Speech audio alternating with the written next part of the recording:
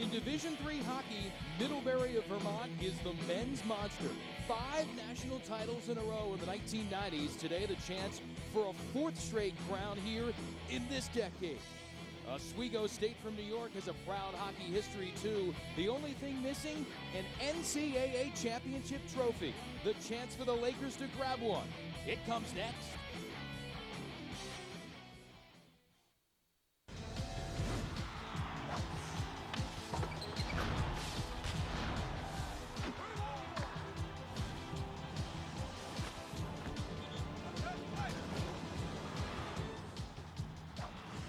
The Lakers of Oswego State rolling out for their 3rd appearance at an NCAA championship, looking for that first national title, while the Panthers of Middlebury have been there before many times, looking for a 4th straight NCAA Division III championship and a 9th in 13 years. We're about to drop the puck here at Superior, Wisconsin to decide this men's Division III national title. Hi again, Jason Knapp here along with Troy Ward. And Troy, Middlebury has been a dominant force, one of the top of any kind in any collegiate sport over the years. The Panthers, can they do it again against Oswego? Well, they certainly have that momentum going forward for them, Jason. At this point in time, played very well here yesterday against a good, very, very strong Manhattanville team. And one of the things that they do so well is they play together, and that's their strength. Yeah, there really is a lot of balance on this team. Mickey Gilchrist, the top scoring threat, only guy in double figures with goals. He is certainly the leader of this Panther squad. Well, he certainly is, and one of the things that he does so well is he's got a little bit of finish to him, meaning he can score goals for this team. He can also dish it out. The thing that the coach likes about him so well, clutch player, he's got 5 game-winning goals and 7 power play goals. Oswego State had the best start in school history earlier this year, unbeaten in their first 17. Brennan McLaughlin, a big reason why. Certainly is, and yesterday talking after the game with Ed Gosick there, the coach of Oswego, he talked about he's a rink rat, he's a two-way guy. Like, he's up and down, he loves the game, and I think it shows certainly in his points as he's the guy that's going to lead this team here this afternoon. Lakers got a big overtime win yesterday in the semifinals against St. Norbert. Will we have overtime in this one? It should be great. It's Middlebury and Oswego State for an NCAA championship next. Lou Kelly loves 2 things, Kentucky basketball and his Pontiac Torrent crossover. NCAA hockey on CSTV is powered by Pontiac, the official performance machine of the NCAA.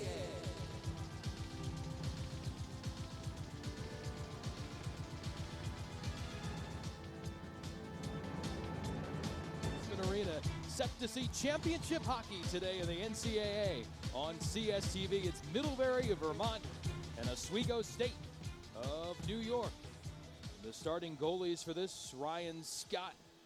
Big effort, 26 saves in the semifinal win in overtime against the top seed Green Knights of St. Norbert.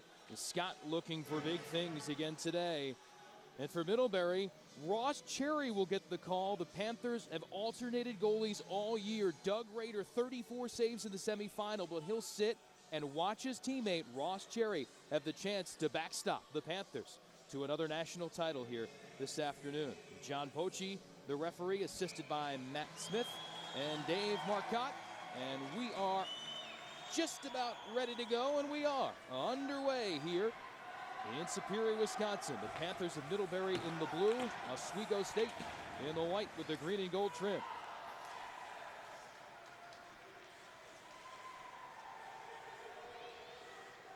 Jamie McKenna dumps it in for Middlebury, and Troy, as we progress, will get an opportunity to watch this system employed by the Panthers. Again, 2 forwards as opposed to the usual 3, and 3 defensemen, if you will, although they're often referred to in this system as puck-carrying forwards. Shot blocked at the blue line by Oswego State. Now it's scooped up by Garren Reisweber. Working behind the net, Reisweber turns and now sent back to the point. Shot on goal, and Cherry read it all the way. Phil Beanie, longtime leader of Middlebury, got career win number 400 at the school, closing in on 500 overall in his coaching career, 20 seasons with the Panthers. He is the active win leader among Division III hockey coaches.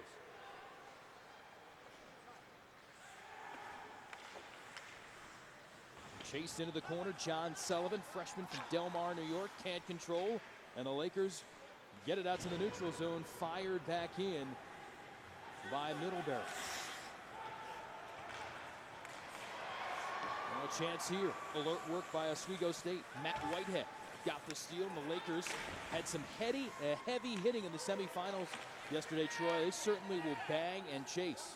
Yeah, they've got great energy as a team, and what they do is they can really skate, Jason, and they apply constant pressure on, as we're seeing here early on in this game right now. That's sent down, and that'll be icing. Oswego State led by Ed Gosick.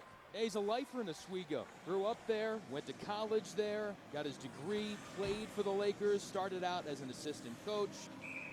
First under Don Unger and later George Roll, and then when Roll left for Clarkson, he got the head job with Oswego State. That's a great story, Jason, the fact that he's been there his whole career, played there, got a degree, got a master's from there in 2001. It's a neat story for a small town. They are a hockey town indeed, and very supportive of this Oswego program. New arena there, seating about 2,500, and it's packed just about every night. Defensively, Lakers able to clear. And you'll see a lot of these Middlebury players, especially with no names on the backs of their jerseys, they look similar. They play a similar game. They're interchangeable parts for the Panthers all the way along the ice. They've all got great hockey sense, and plus, the one thing that stands out about Middlebury is they're small in stature. They move very well, both with and without the puck, as we're seeing right here in the offensive zone. Centering pass in front, but no blue jerseys there at home. And chipped away down the ice. Neil Musselwhite able to clear for Oswego State. The idea of big bashing blue liner for Middlebury is almost non-existent. Their defensive guys all sound about the same. 6'1", 195, 5'9", 165. They want speed, consistency, and puck carrying ability. Yeah, and what they want to do is employ two rushes. One of their two forwards getting up into the play, or both of them, followed by three guys in the backside. Any one of those three guys in the backside, Jason, can activate in offensively. A forecheck here from Oswego State. Derrell Levy working in the back. Helped out along the boards by Mark Lozzi. Fourth line out there for the Lakers. Coach Ed Gosick yesterday talked about this is his energy line. This is a line that gets a lot done for them energy-wise with hitting. A chance here for Evgeny Sedachev. Had what turned out to be the game winner for Middlebury early in the third period in the semifinals. And let's show you how these teams got here to this championship fair in Superior. Starting in that opening round, Middlebury actually had to play a play-in game, won that convincingly, then got past the top seed in the East, Massachusetts, Dartmouth, then took care of Manhattanville 3-2 in the semis, and Oswego overtime win over St. Norbert. Ryan Woodward with a memorable tally for the group from New York in OT in the semifinals. Yesterday, Jason, in both semifinals, both teams had to feel each other out. We're seeing that again here early. Both teams, especially in this case, Oswego getting a flavor and getting a feel for what certainly Middlebury does with their defensive system. Well, Coach Gosick was an assistant on the team in 2003 that ended up playing for the national championship, and that Oswego squad beat Middlebury 6-0 in the semifinals. So they've seen this system before, at least maybe the coaching staff has, but the players trying to deal with it for the first time can be difficult. Manhattanville found that out in the semifinal yesterday. Chance shot there for Samuel Driver stepping in. That one was deflected wide. Back behind the net. The Lakers look to clear, and they do. Sent into the corner. Oswego State ready to pay the price here in the quest for a championship. The hitting underway in Wisconsin.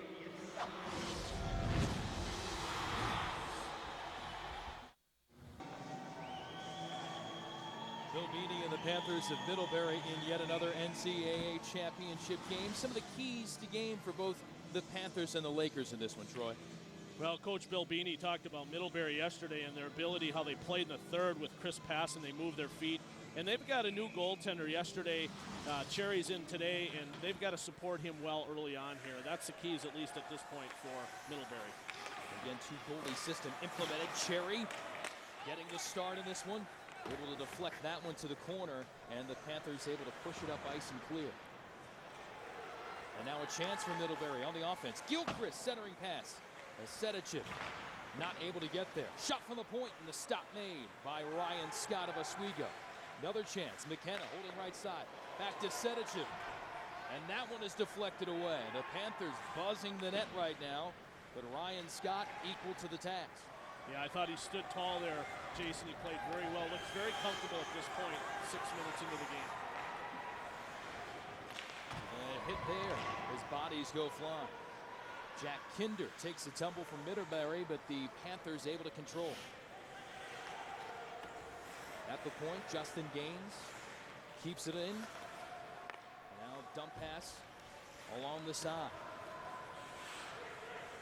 Mason Graddock back to the point. Ian Drummond able to keep it in, slides it on net. Chance there in front for Shane Mandes, but he's not able to make a good connection. And the Lakers able to send it down the ice and employ a line change. One of the adjustments going on for Oswego right now is they don't have a lot of time and space once they gain the neutral zone, as we see here. Middlebury is all over them, and that's an adjustment that certainly Coach Ed Gosick and his staff are going to have to make with his players. They've got to get it in deep as they did here to have success against this team. Chasing after it, those fourth line guys again for the Lakers. Trevor Gilligan working the forecheck to no avail. The Panthers push it out. Yesterday in the semifinals for Oswego State, battle of the top two defensive teams in the nation. St. Norbert only allowing 1.74 goals a game. Lakers also under 2 per game. The defense has been a focal point for this team. And as we take a look again at the keys for the game for Oswego, what do the Lakers need to do to be successful? Well, adjust. They're going to need an adjustment period in the first period. We just talked about in that last shift there. They've got so much frontal pressure with 3 guys up front. They've got to get it behind that group there to have some success. And that's probably the biggest key to the game for certainly the Lakers. Trying to control the tempo and the flow of this as well. There's River, able to deal it up ice. Richie Fuld pushes it deeper and then heads off for fresh personnel for the Panthers. We talked about the defensive prowess of Oswego State in that semifinal overtime win. As we get a lead feed here and a chance for Mickey Gilchrist. Shot there. And Scott got a piece of the glove on it and deflected it wide. The chance caroming towards the net, controlled by the Panthers. Backhand chance. Stop made. And the Lakers push it down the ice. So the pressure for the Panthers can come from all different directions. Got to be sharp defensively, and Scott is. Certainly has been, and going against the best right there. Mickey Gilchrist comes down left-handed forward, buys some time, gets a shot through. Ryan Scott with a good glove save early. Ryan Scott at this point in the game had to be certainly Oswego's best player. He has been. He's been equal to all the tasks so far. Gave up a goal early in the semifinal win yesterday. In the past, coaches said maybe that would have got him off his game a little bit, but he has settled down and been more confident this year. Yeah, and they credit that whole settling down, should we call it maturation as a goalie, how he's matured, certainly to Peter Sears. Peter Sears is a volunteer coach, former goalie at Oswego, and really he's in his 6th year as a volunteer, but he was the last All-American at Oswego as a goaltender all the way back to 1970. So it's been a long time, but he's the guy getting credited for certainly the maturity of Mr. Ryan Scott. Top goalie as well internationally, played for the United States, to the Olympic team in the 72 games in Japan. So nice to have that resource at your beck and call there in Oswego.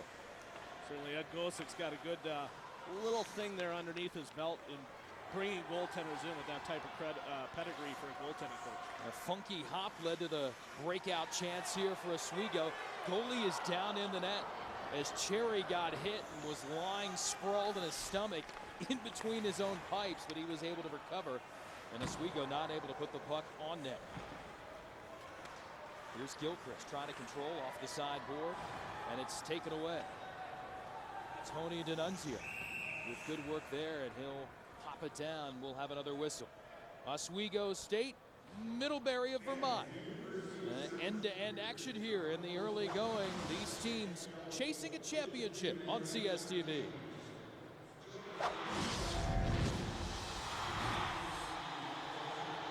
So I think that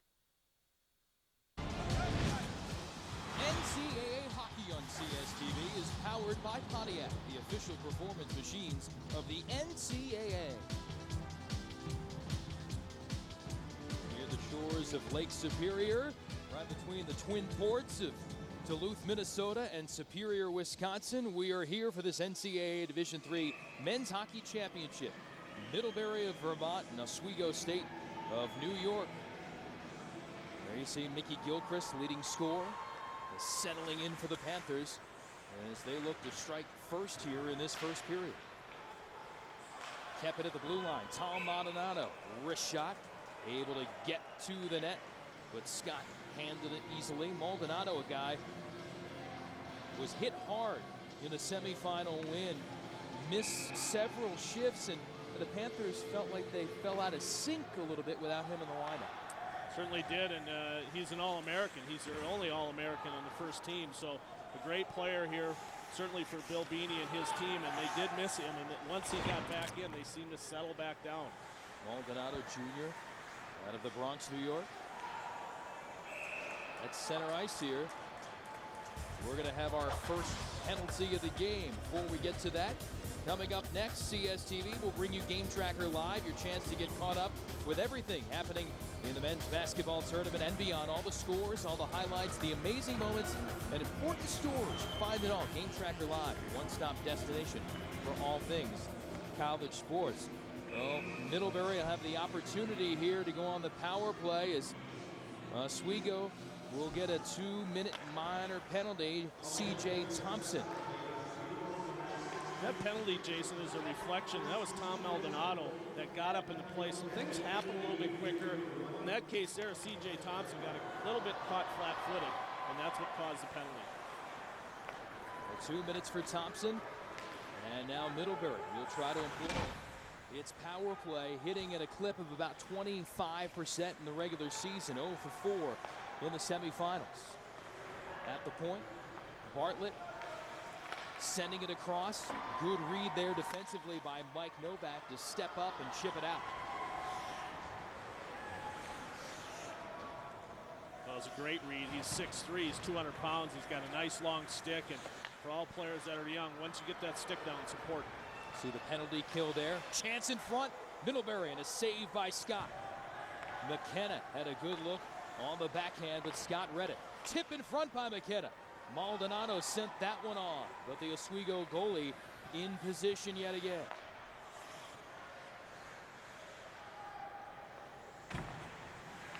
On the sideboards, in the slot, and snapped wide.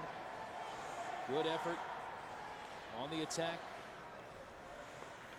John Sales had the opportunity. And now here's Samuel Driver holding, carrying the puck, circles the net, back in front. Gilchrist, snapshot. It deflected over the top of the net.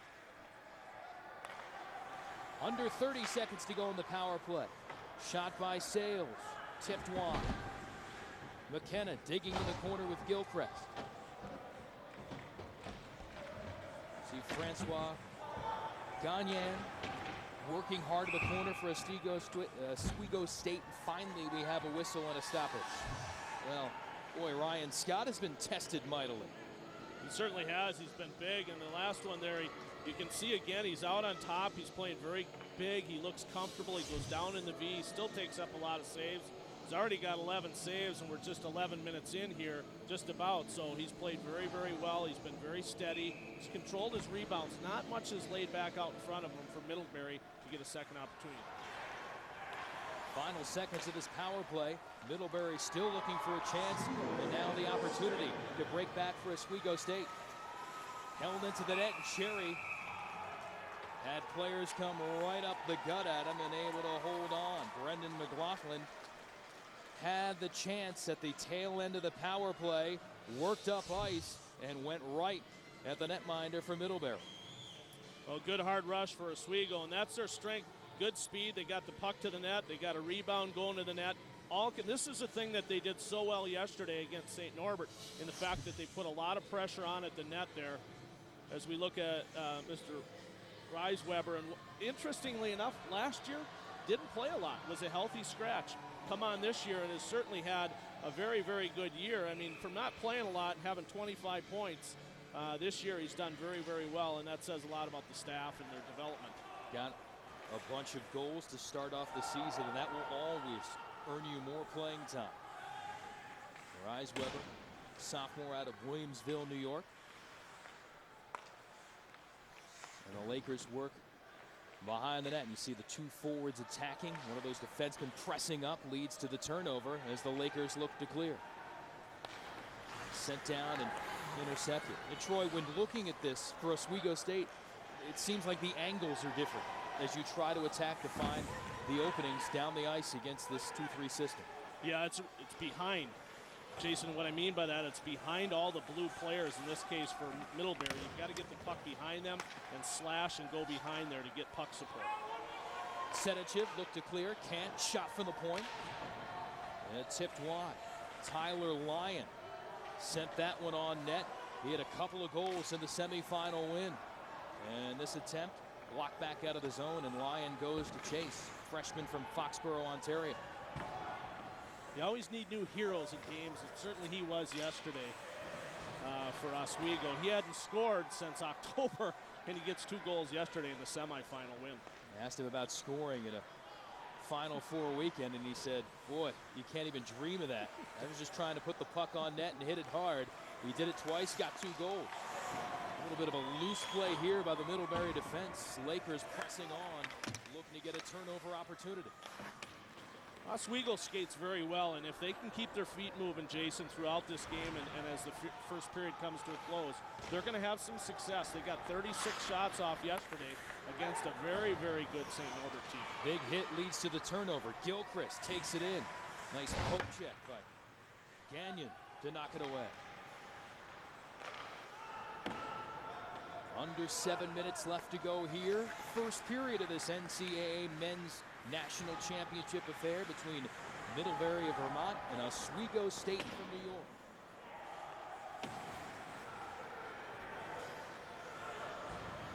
Kept it at the point. Gilchrist working, trying to help push it out for Middlebury, but it's kept in. Brad Dormady. Now behind the net, Gilligan earns the tie-up. And this game, speaking of tied up, still tied up. Zip, zip in the first.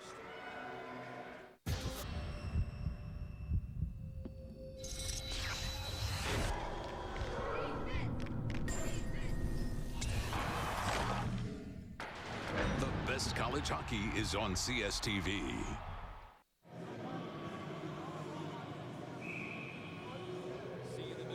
Bench and the players back out for duty in this championship game against the Panthers, looking for a 9th national title in the last 13 years. Oswego State in its semifinal. We talked about Tyler Lyon and a couple of Rockets and a 4-3 win, and there in overtime, Ryan Woodward got the puck, chipped it in, and celebration big time for the Lakers as they won 4-3 to move on to the championship round.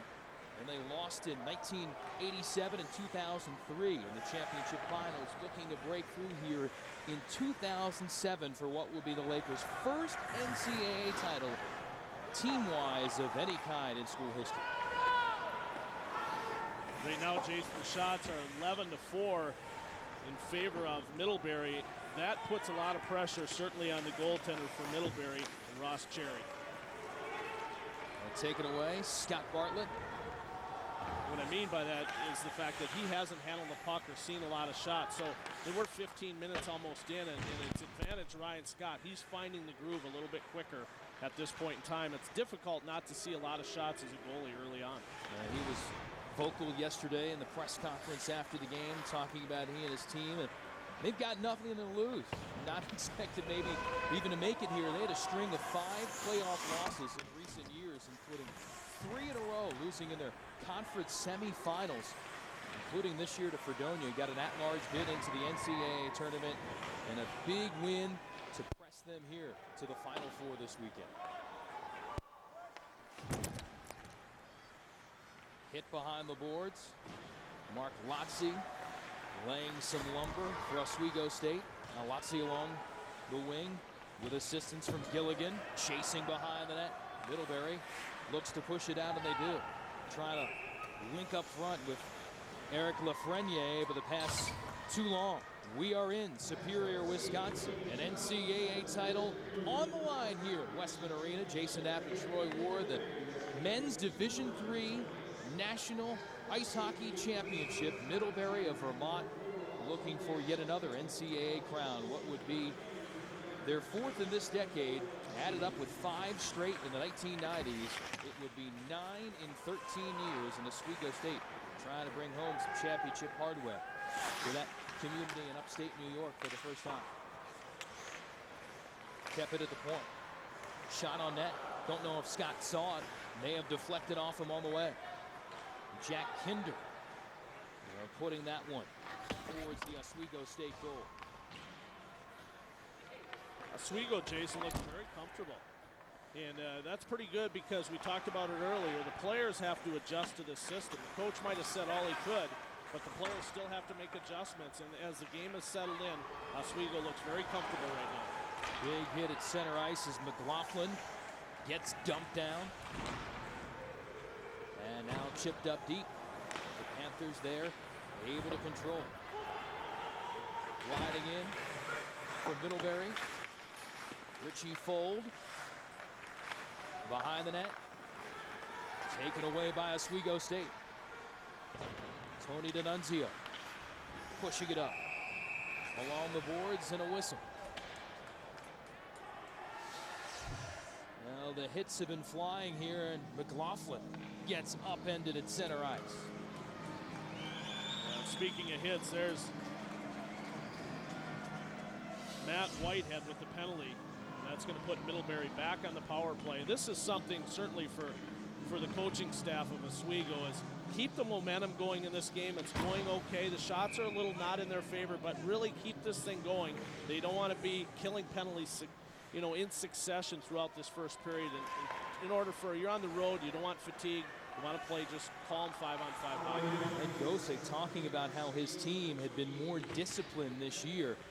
They actually started sitting players for bad penalties first half of the year. Now the players got the message on the year. Oswego State cut its penalty minutes in half. But 2 here in the early going in this championship game. We'll see if the Panthers can finish here on this power play opportunity. Scott with yet another stop. Maldonado takes it in front. Now passes back. McKenna controls. Sends it to the opposite circle. In front.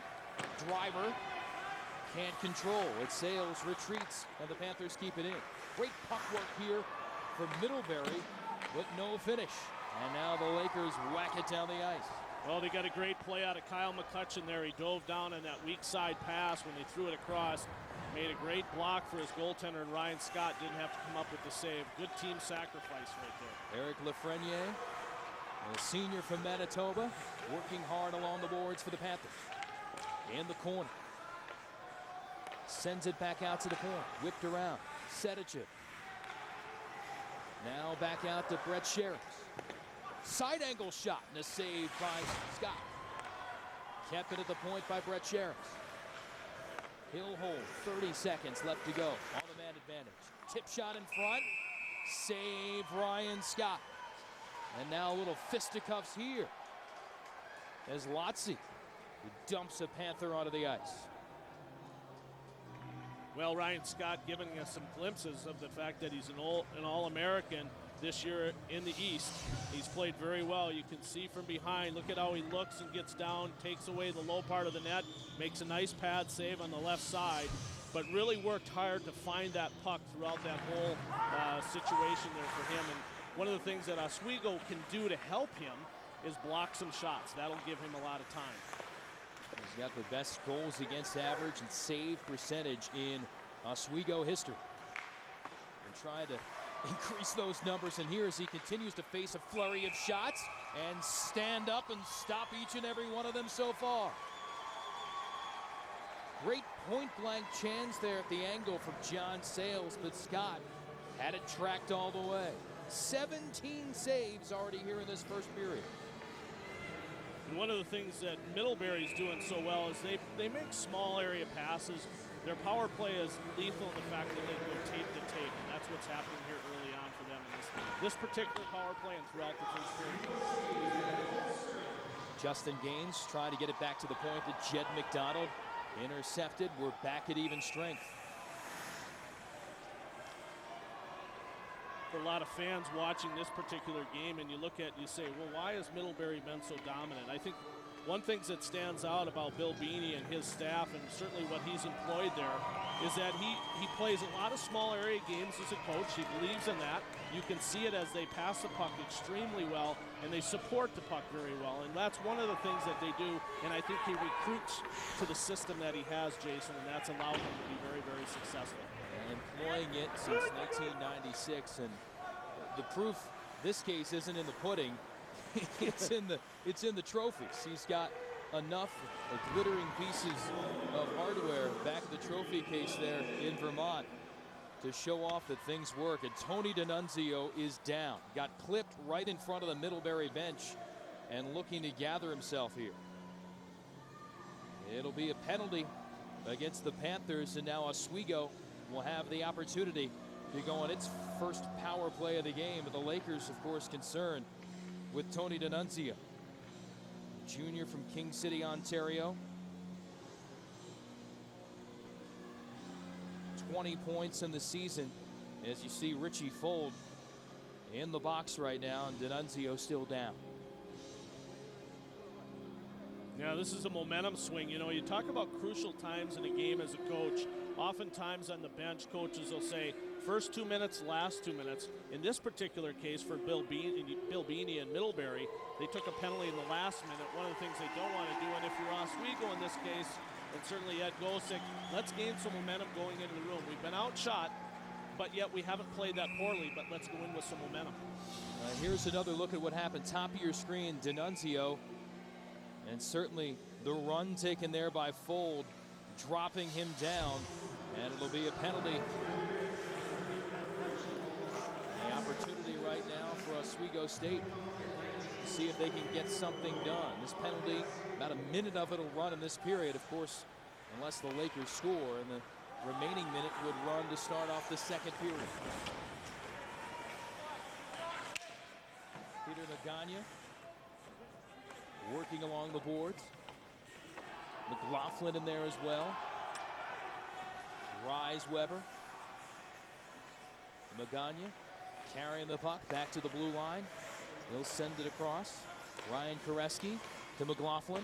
That one tipped by a Panther defender. Gaines got a piece of it to send it to the corner.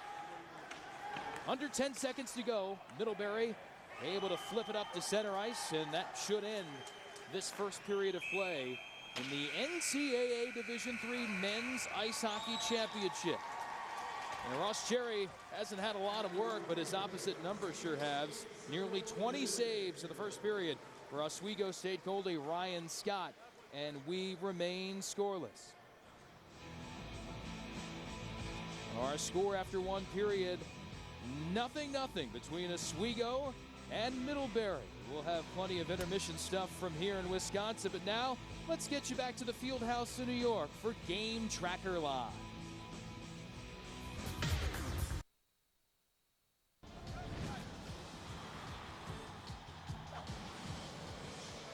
Back here in the first intermission in this Division III NCAA Championship game, Oswego State of New York, Middlebury of Vermont.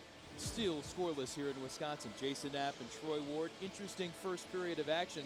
Let's talk with one of the particulars involved, Ryan Woodward, a star for Oswego State, joining us, and talk a little bit about this game and playing this team. What's it like to face that style? They've been able to crank off a lot of shots on you so far.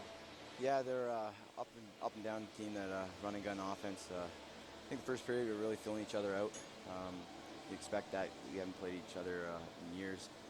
So this first period, you know, they had a lot of shots, but I think we're going to make a few adjustments and hopefully we can get on in the second.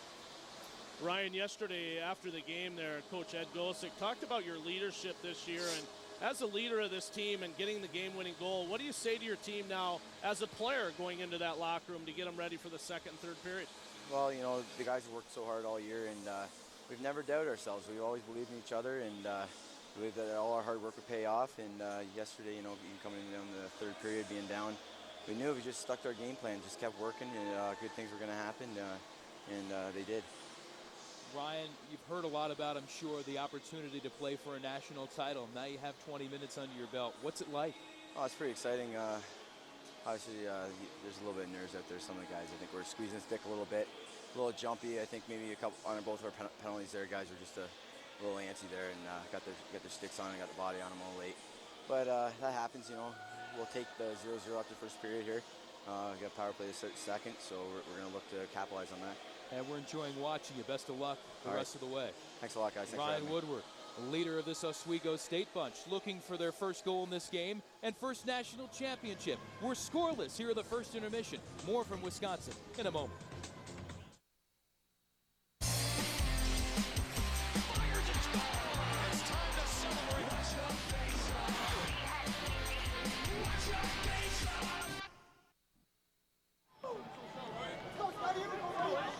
Scott and the rest of the Lakers of Oswego State ready to go here. Second half in this NCAA Division III championship game, looking for their first national title.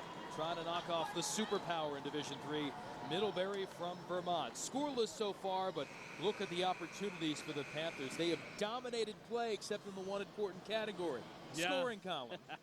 Yeah, and that's Ryan Scott. That's his job, and he's done a great job, certainly. But you would expect that. Middlebury's been here, knows what they're doing. They've been very comfortable throughout this game. But as I said during the first, Jason, I like what Oswego's done. They've done very well through the first 20. Well, Middlebury has never lost at an NCAA final, 8-0 all time. The last 4 have been shutouts. You saw the scoreless numbers there. An eye-popping 285 plus minutes without giving up a goal. That's unconscionable. That's hard to fathom, and you know, it's the way they're playing so far tonight is they play such a tight system, Jason. They understand where each other's supposed to be, and they seem very, very comfortable to continue to extend that streak. The amazing thing about this Panther squad, not a typical start for them, as Oswego gets a rush, streaking up ice with the opportunity was Magagna, but he's denied by Ross Cherry. But the rebound attempt is in. Oswego State strikes first. The secondary chance popped home by the Lakers, and they jump on top. Well, right away you take that power play, and you capitalize in the first minute of play here in the second period, and just an outstanding rush that set this whole thing up. See, it was off the rush there, and we've got certainly a great effort on Garren Reisweber, going down and actually sweeps that thing in off of the left skate of Mr. Ross Cherry, and he didn't even see it because it was from behind the goal line there, Jason, and it happened bang, bang. So Reisweber, we talked about his ability this year to step up and score some goals. How about that one from behind the net? Banks it off the left ankle of the unsuspecting goaltender, Ross Cherry, and the Lakers draw first blood here in this championship game, and it comes in the first minute of the second period. That's a little bit of nasty business for Middlebury, considering how they scored goals yesterday. They got one in the first and last 30 seconds of the second period, then the first 90 seconds of the third period. Those are all 3 goals for the Middlebury in their semifinal win. So a little taste of their own medicine for the Panthers. Yeah, and I thought that sealed the game for them yesterday. They scored in the last minute. We talked here about Middlebury of the second in the first 2 minutes of the third, and that certainly put Manhattanville back on their heels. So the scoring streak is over, and the graphic jinx continues across TV land. You put something up, boom, it seems to change in a second, and it does in the first minute here.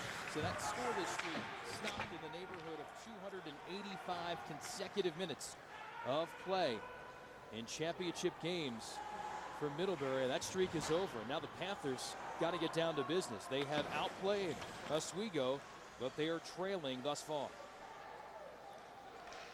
Territorially and shots, they've outplayed them. I've liked, though, the way Oswego has responded mentally. They seem very in control of their game.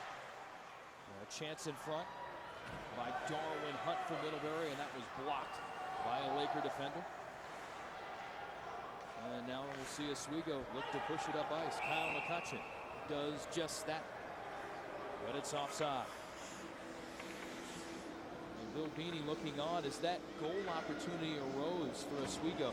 He's going to talk about the trend for this team. Not a typical dominant Middlebury team. They started the season 7-5-1, and they ended up with those 7 losses, the most in 10 years. Middle of the season, they were not playing good hockey as Scott makes another stop. But finally, they started practicing better, a little more enthusiasm, and they've turned the tide and gotten all the way back here to the championship. But talking to Coach Beanie today, asked him about mid-season, did you think you had an opportunity to be here? He said, no way. But they have turned the corner and turned it on here when it's counted. Kept in at the point. Sales sends it on the net. Backhand chance. Scott with another stop. Gilchrist controls behind the net. Koresky giving chase along with Levy. Bodies banging there. McKenna trying to dig it free. And now Middlebury finally does. Driver works it back out to the point. Maldonado sends one on a body of players in the net. It's blocked away. And Oswego pushes back. Lozzi takes it in, loses his footing, gets back up. But Middlebury steals it away.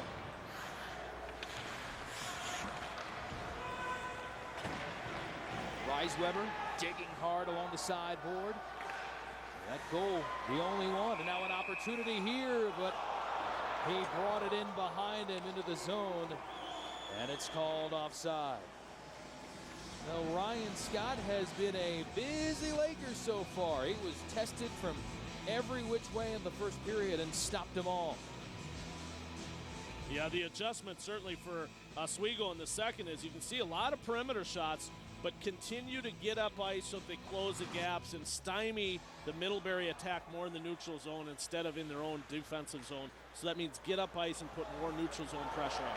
Chance off a miss clear here. Kept in. Backhand shot. Stopped by Scott. Another chance. Sedichev fired wide. That has been a buzzing of blue shirts in the front. But the guys in white have kept them out of the net so far, particularly Ryan Scott. McLaughlin in the corner. Control. Can't get the stick handling move to work out, and this will lead to a chance for Sedichev. Wrist shot. Loved by Scott. Couldn't hold it, but did the number one thing, and that's stop it first. Well, after that goal, Jason, both teams picked up their energy level tremendously. Great flow to this game right now, up and down, lots of shots. Very typical of Division III hockey, a lot of scoring opportunities. Kept it at the zone and now popped out by the Lakers. Jed McDonald Jr. from Hingham, Mass. Sends it back around. And a clear opportunity here. D'Annunzio up ice. Woodward, our first intermission guest, puts one in the zone. Now a chance here. Cherry got a piece, denying Neil Musselwhite. Loose puck in front. Pushed away but not out. Secondary chance there by Lyon. And that one stopped by Cherry. McCutcheon. Good hustle play to dump it back in deep. Jack Kinder. He'll finally say enough of this and fire it all the way down. Well, Middlebury was flying all over in the first period, but Oswego has broken through with the first goal of this championship affair.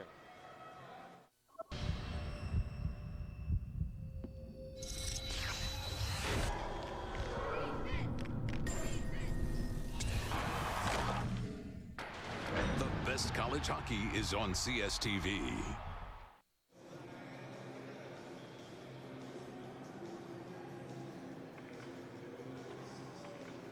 championship in Wisconsin. The Panthers prevailed in the semifinals. We showed you earlier about Oswego and that overtime win over St. Norbert in the first semi. And then game number 2, well, in between the pipes, Doug Rader had 34 saves, and the offense came Jamie McKenna with 1 goal, and then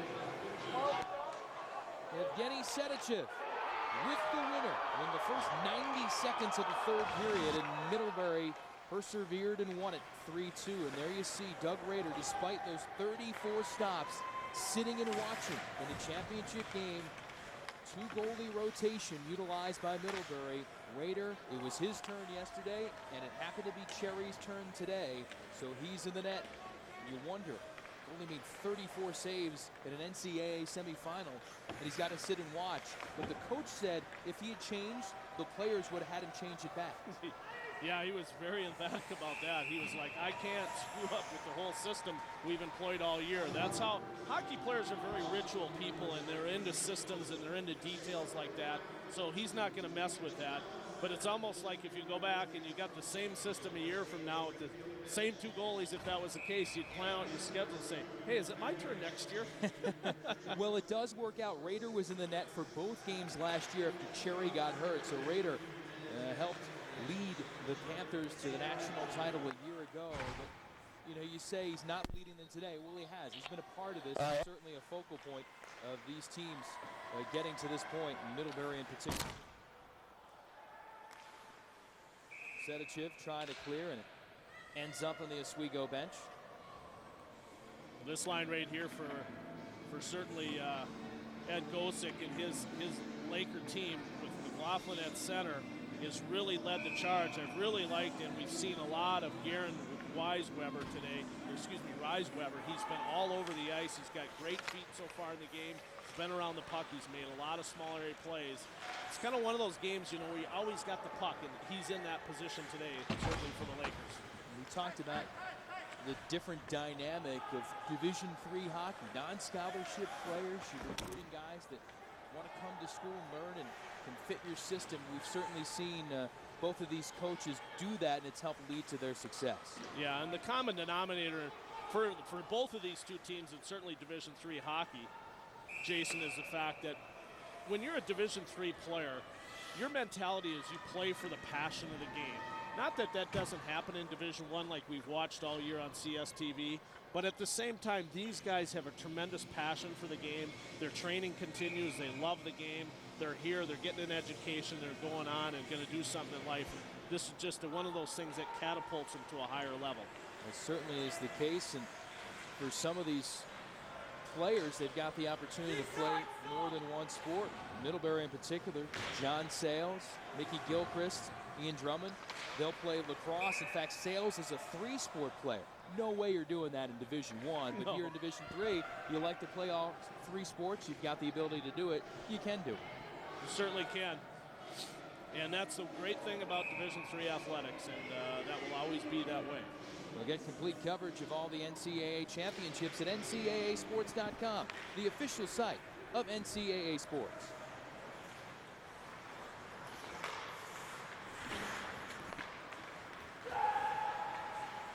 Middlebury, pass to center ice, Ian Drummond sends it back. Lafreniere loses control. A couple of bodies hitting the ice here. And the Lakers fighting hard in the neutral zone. You know, yesterday Bill Beanie talked about in the press conference how they were kind of sporadic throughout the game. And we're kind of seeing a little bit of that again from Middlebury and the Panthers right now. And they're moving the puck pretty well, but once they get in the offensive zone, they're not totally in their rhythm. And Bill's been around, obviously, through a lot of seasons and a lot of success. You don't see any worry on his face right now. He's like, hey, we're fine. Get back to it. Be patient. And that's exactly what he sold yesterday. They were able to come from behind. And they have played with pressure with all those losses. If they had lost in their conference tournament, they were pretty sure they would not have picked up an at-large bid, but they were able to run the table, win the conference, get the automatic bid, and do damage all the way to the championship game yet again. And sometimes in sports, one of the hardest things to do, Jason, is survive success. And that's what they've been through this season, is coming back and finding different ways to become a good hockey team, and the players talked about how much coaching staff has changed practices throughout the year. Gilchrist gets rubbed out along the backboards by Thompson. The Lakers look to break back, but it's intercepted at mid-ice.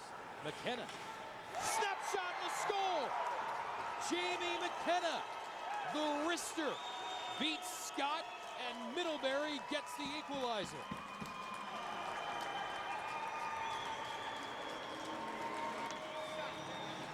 Sixth goal this season for Jamie McKenna. Well, no more than we say patience. He utilizes a defenseman as a screen, and he picks the top corner, and Ryan Scott, in this case, he's out on his angle, does a nice job, but that's a big-time goal, certainly by Jamie McKenna, the sophomore out of Lake Placid, New York, went to Northwood Prep. He picked that corner perfectly, ties this hockey game up. He had a game timer in the semifinal yesterday and now shows up again with another big tally. Another chance here off the giveaway in front. Scott Bartlett got stopped by Scott. Well, the Panthers, all that pressure paying off. They break through 20-plus shots on Ryan Scott, but they finally dent the net for the first time. Lead feed here. Levy breaking in. His backhander goes wide. Great individual effort there. That just missed over the top corner on his backhand as a right-handed forward, but he split the defenseman. Just a great effort. Rich Zaleski trying to keep it in at the point. Under duress. And gets it to Kyle McCutcheon. And that one played at the side. And we may have a too many men on the ice penalty here. We'll straighten it out when we come back. Middlebury has tied it up.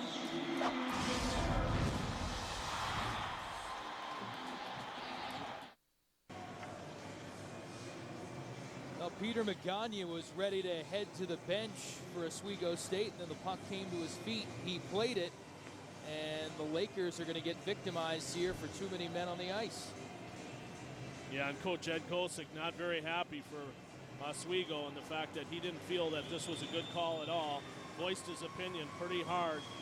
We didn't see in the picture, but there was a guy just outside the blue line on the far gate that was just basically standing on the ice getting off.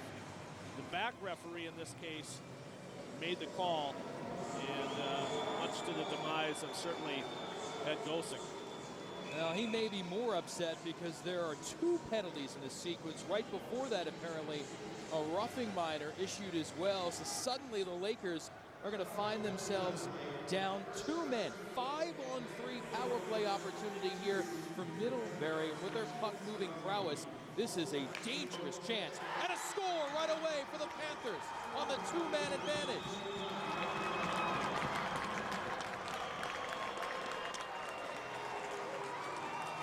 Maldonado had the setup, and John Sales had the slap shot to find the back of the net.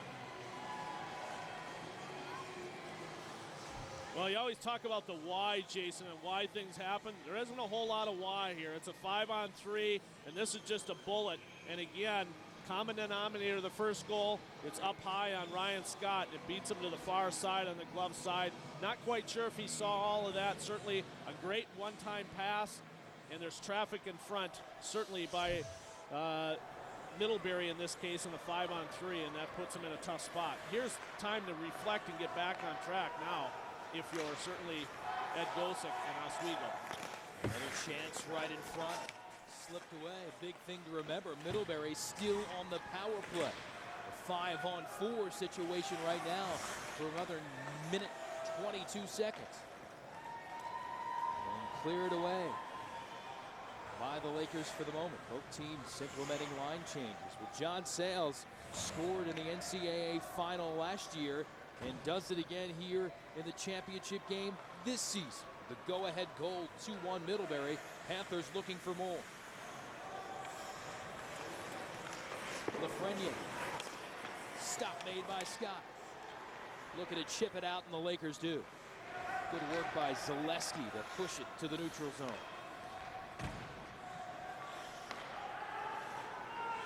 Oswego, second in the nation in Goals against average, only giving up about 1.85 a game, but when you're giving up 5-on-3 situations, you will get victimized more often than not. And the Lakers burned here. Yeah, they're into their 4th power play here of this evening's game, or this afternoon's game, excuse me. They've already got 7 shots on the power play. This has, I think, been one of the difference makers in this game. Even though it's still tight, Jason, 2-1 with 8:46 left in the second, Middlebury's looked very, very comfortable on the power play, generate a lot of chances through their puck movement. 26 seconds left to go on this man advantage situation. Scott Bartlett flying up the ice. Now back to the point. Wrist shot there, blocked in front. Another chance as the Lakers are doing a good job here of stepping in front of shots. Sedicic back to the point. Brent Sheriffs dealing it across to Lafreniere. Sheriffs now as it poked away.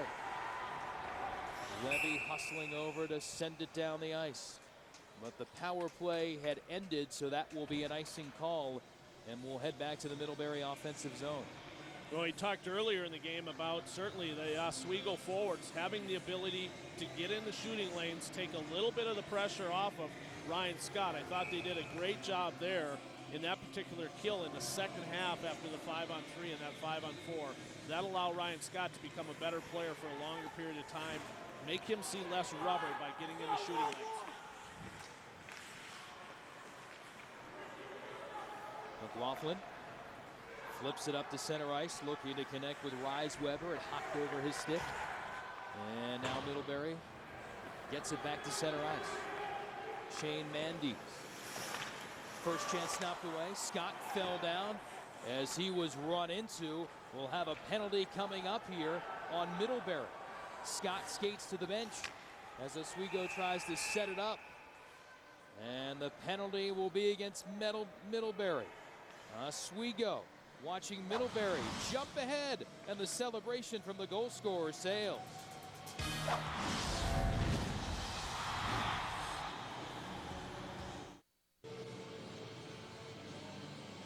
Westman Arena here in Superior, Wisconsin, serving as the host site for this championship weekend. And now the penalty box, not a good sight when you see one of your guys in there. It's Mason Graddock of Middlebury.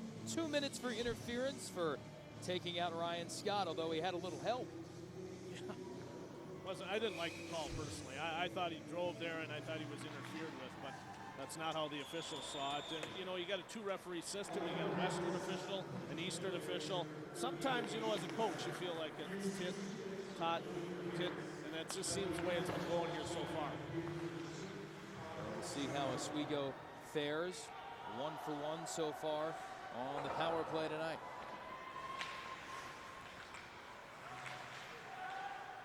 Woodward in the corner. Dormady there as well.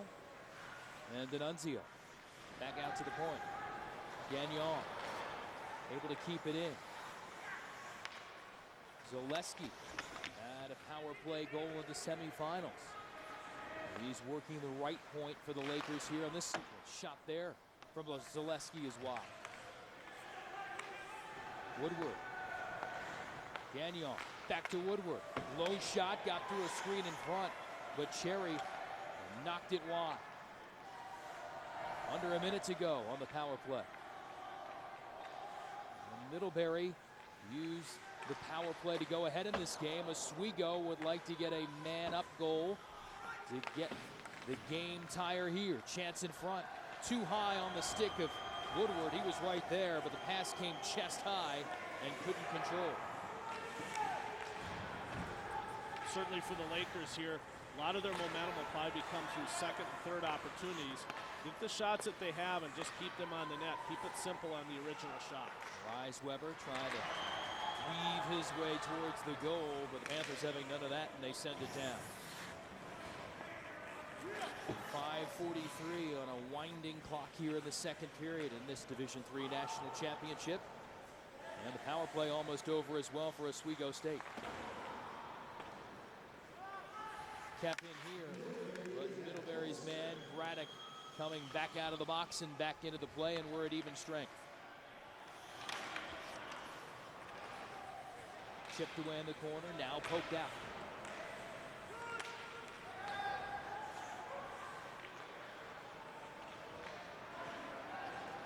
Lead feed there to no one, but it does allow the Panthers to get fresh personnel on the ice. And Musselwhite, good puck movement, turns, and sends it in deep.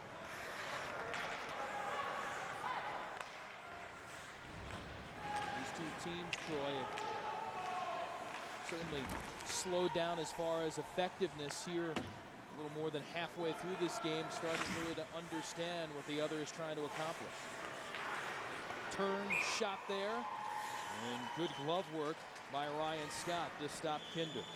Well, you bring up a good point. It's becoming a little bit more like a chess match as this thing has unfolded. A little bit more predictability for both teams. I think both teams understand what they're going to have and what they're not going to have. What's important for Oswego at this point is to continue to attack as a team like I think they did early on to start this game. They've lost that as the game has wore on. They haven't generated much offense. C.J. Thompson off the faceoff, just kind of squatting on the puck. Finally, it was freed from underneath him. And now cleared out. Normandy heads up ice. Was separated from the puck, but able to twist back for it, but really can't make anything of it. Another good rush by the Oswego team. They've been able to get by one player. It's been getting by sometimes the second or third defensive player. That's been tough. Lafreniere carries the puck in the zone. Centering pass. But only a white jersey from Oswego State there. Shot from a tough angle. And it goes in. Oswego with the deflection. The Middlebury bunch says it shouldn't count, but it looks like it may. There was question whether the net came off its mooring at the side, but for now, this one counts.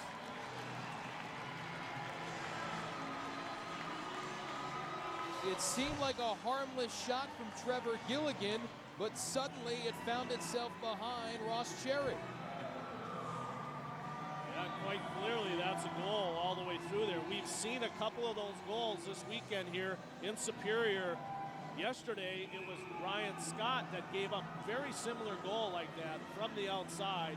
You can see he's a left-hander on the far boards. He goes down in the V, and that slides through and slides under well over the goal line before he knocks the net off.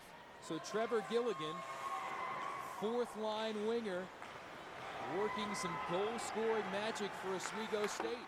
There's a rip shot there. That one well wide off the stick of Magagna. So again, some harmless plays have led to goals for Oswego State.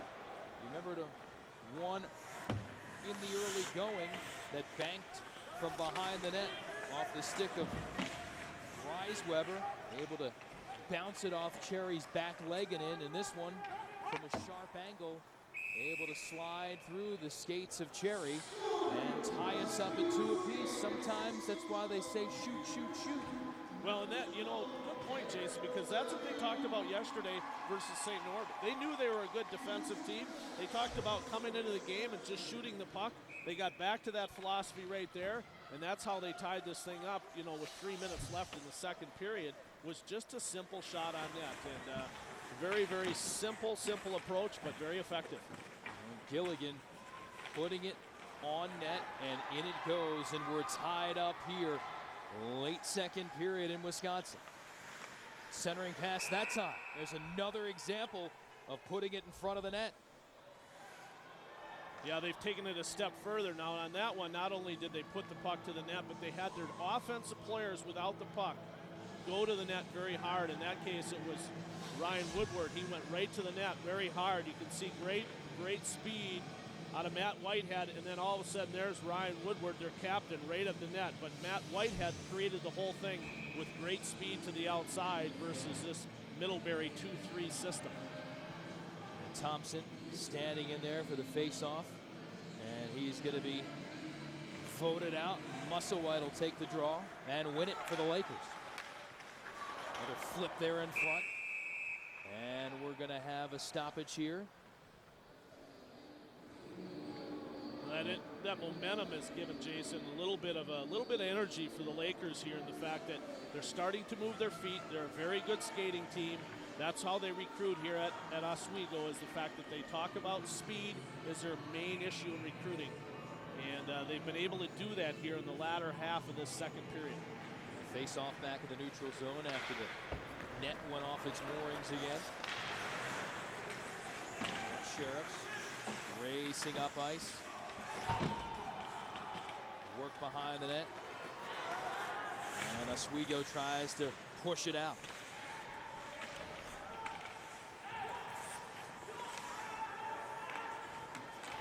Gagnon working hard there for the Lakers. And we're going to have a penalty here.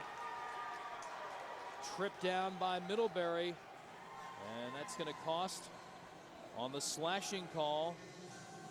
The Panthers will go a man down. Mandes look to have a two-hander here in the corner. Yeah, and in their system for Bill Beanie, and when you're in a 2-3 system, you've got two forwards down in there applying the pressure. There's really no need for that type of penalty, especially in a national championship game, because you've got three guys back, and they've got to travel the whole length of the ice to make something happen. So not a good penalty at this point late in the second period for Middlebury. So the freshman from Doylestown, PA, will get a 2-minute minor for slashing, and Oswego State up on the man advantage. Quickly dumped back to the other end of the ice by the Panthers.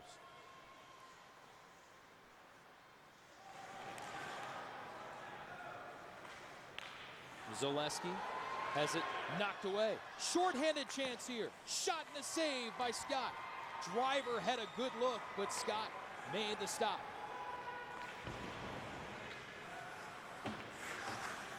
Short-handed goals, a bit of a specialty for Middlebury. They had a couple in their semifinal win yesterday.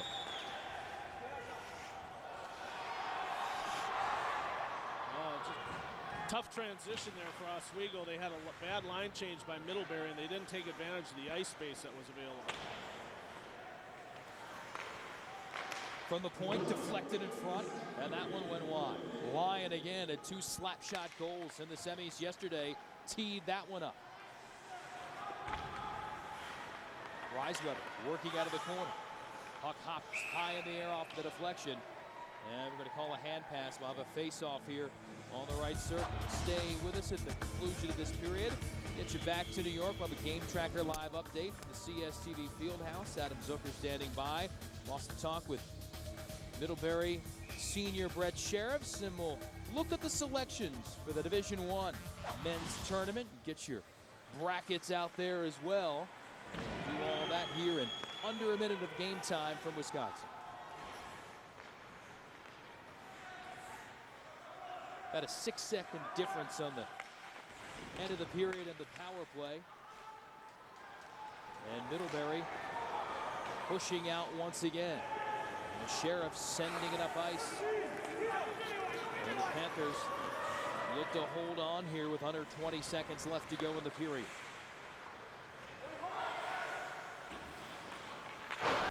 McLaughlin can't keep it in. One last chance for Middlebury. Lafreniere with help from Mandes. Sent it through the crease, but Mandes couldn't get there. And the buzzer sounds to end this period. Well, Oswego State hanging right here with 8-time NCAA Division III champion Middlebury in this one. 2-2 our score here at the end of the second period. More from Wisconsin in a moment. Now let's get you back to the CSTV Fieldhouse with Game Tracker Live and Adam Zucker.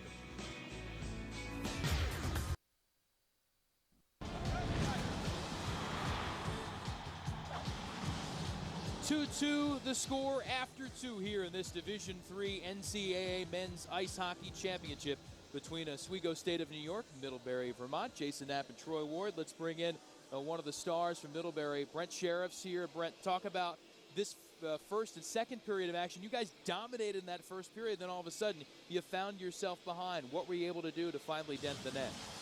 Well, we were fortunate to get a power play goal at the midway through that period. Playoff hockey. Power plays, man up, man down situation, goaltending is really what it's all about and makes the difference in these games. Brett, as a senior on this team, you know, you're at this critical point, it's 2-2. What is Coach going to say to you guys in there? And more importantly, even beyond that, the second part of that question would be, are you guys pretty comfortable right now? Yeah, we're very comfortable. You know, even though we haven't played this team before, I'm a senior, we've never faced them before, but at this point in the season, all we can really focus on is playing our game. We're not really worried about what they're going to do, and go out and focus on execution of our game plan and our fundamentals. Well, listen, best of luck with the rest of this game. Enjoyed watching you so far. Thank you very much. Red Sheriffs here, and Middlebury looking for another national championship, but Oswego State looking to spoil the fun. More from Wisconsin in a moment.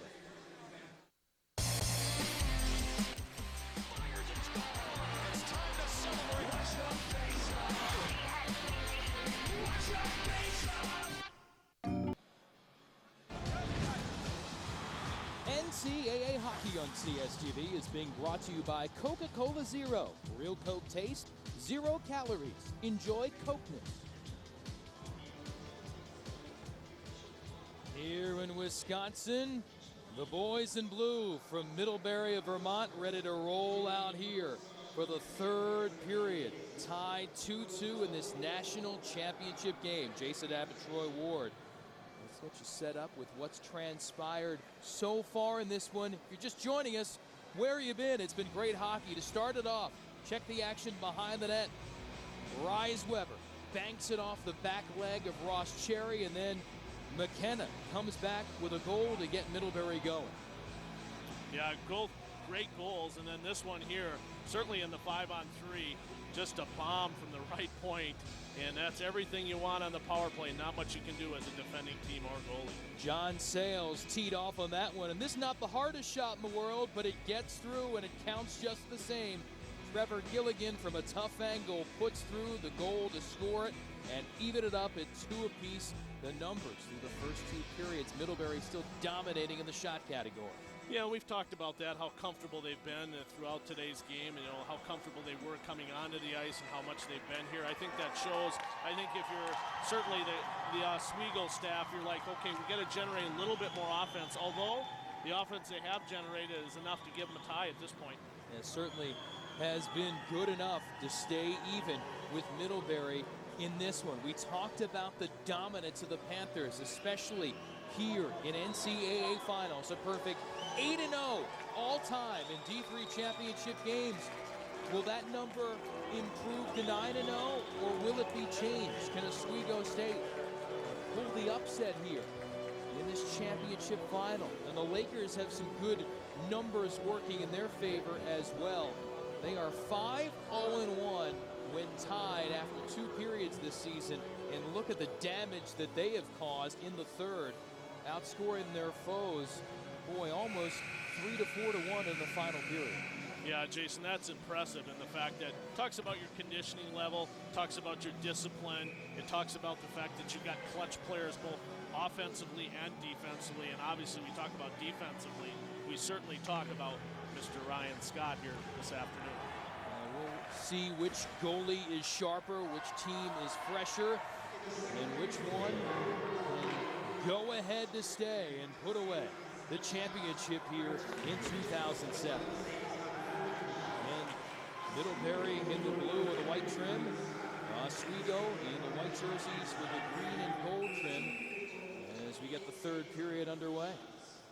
This is an exciting time as a Division III player, just any type of national championship where you look at the brackets, you know, after the second period there, what's coming up in Division I hockey. Anytime you can play for a national title, I was fortunate enough to play for one in 1984. You get on the ice and you want to be the hero and you want to be the go-to guy. It takes you through so many things that are ahead in life. So all of these players here looking to make a difference in the third period. Going after the glory here in this one. Another quick shot. D'Annunzio raced in. That one's gloved by Cherry. I think one of the interesting stats that's developed through this particular game, it's trademark of Division III hockey. The guys that we talked about, certainly Tom Maldonado for Middlebury is one of the leaders in shots this game. And certainly, you know, Mickey Gilchrist has been there as well, and same for Oswego. Their best player has been their goaltender, Ryan Scott, and we kind of thought that at the top of the game, and he has been the best player for Oswego through 2 periods. Ryan Scott got his 6th career shutout, 3-0 over Norwich in the NCAA quarterfinal game last weekend. Not going to get a shutout today. He would just like the W in a national championship game. Mike Novak coming out of the corner, gets thumped hard along the boards, but the Lakers able to clear the puck. Oswego's been able to come out of their end, as we saw there. They oftentimes will get the puck to the weak side, meaning they throw it to the other side of the rink, use the defenseman, they come out the weak side, and that's given them a lot of time and space throughout today's game, Jason, versus this 2-3, and what it's allowed them to do is attack with a little bit of speed, which has given them some success, not as much as I think they want at this point, but it's been able to back certainly Middlebury off. Maldonado sends it across ice for Kinder. Now hops onto the stick of Gaines. Problem was Mandes was offside. You know, you look at the other part of the integral parts of games, one of the things that's happened in Jason in this game, and certainly if you talk about puck possession and how important that is, Middlebury is a puck possession team. In this particular case, Oswego has won 24 draws to Middlebury's 22 and now make that 25. That's a huge stat, certainly for Oswego. Another pressure attack on the net, and we see Derrell Levy into the corner as he got an opportunity. Well, he's all about the heart, as his coach talked about. And interesting part, he was on one of the TSN things called Making the Cut, I believe, this last summer, and just a hard-nosed player for certainly Oswego State.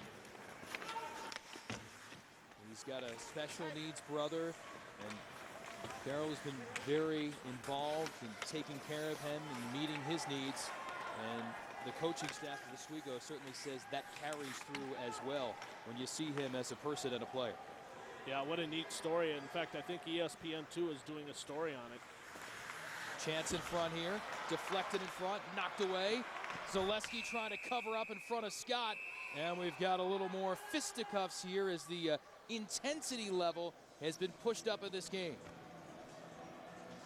Well, we get a good glimpse of Ryan Scott here right away, you know, standing tall, in this case going down and going into the V situation for him, and standing there, being there under control, taking away all the lower parts of the net. There wasn't much time and space there to get it up over him in this particular case, so he took away the low parts of the net. And you understand why Scott fought back. He got a glove to the face there as he was trying to cover up the puck, and took exception to that and responded.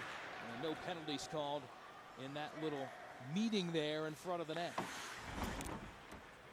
Just want to see the goalie trying to defend his turf, and Ryan Scott was doing that.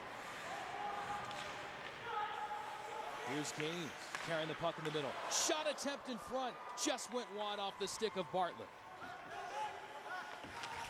I think Ryan Scott got a pad save on that, Jason. I'm not so sure, but I'll say this. If he did, it was another great save, especially early on here in the third. And yesterday in this game, particular game for Middlebury, this is when they took over, was the third period. Bill Beanie talked about it in the press conference yesterday. He said, I really felt we got on track in the third. Early on here, you're seeing signs that they feel very comfortable. They certainly want to have a comfort level here. And they should, as you talked about when talking with Brett Sheriffs, they've been in this position before. All these players, if they're upperclassmen, have played at least in one NCAA championship game. Some of them, this is their 4th appearance, so they know what it's all about. Woodward at the blue line, able to clear it, and a chance here. Lyon sliding in, saved by Cherry. Puck still loose, and finally chipped away. Sale sent it flying down the ice. It was just hanging there for a tantalizing moment, but nobody from Oswego could get over it and put it in. Well, good fill here by Tyler Lyon. Comes down. He's a weak side defenseman, fills the middle of the ice, and that's what starts this whole scoring chance from behind. You can see him, number 23, left-handed forward, tries to go 5-hole. Certainly, Ross Cherry stands very high in his crease, goes down the B, makes the save, but that whole thing is brought on by a weak side defenseman. And we talked about Tyler Lyon scoring 2 goals yesterday. Obviously, he's in the zone. And certainly one of those goals was on a play like that where he was able to push up, got to the top of the left circle, uncorked a slap shot, and was able to find the twine. 16 minutes left to go in this NCAA championship. Tied at 2 between Oswego and Middlebury. Thompson, he'll move in. Wrist shot there. Stopped by Cherry, and the net removed from its net, and we may have a penalty to boot. Oswego could be on the power play here in a moment, and the saves have been big by each goalie throughout.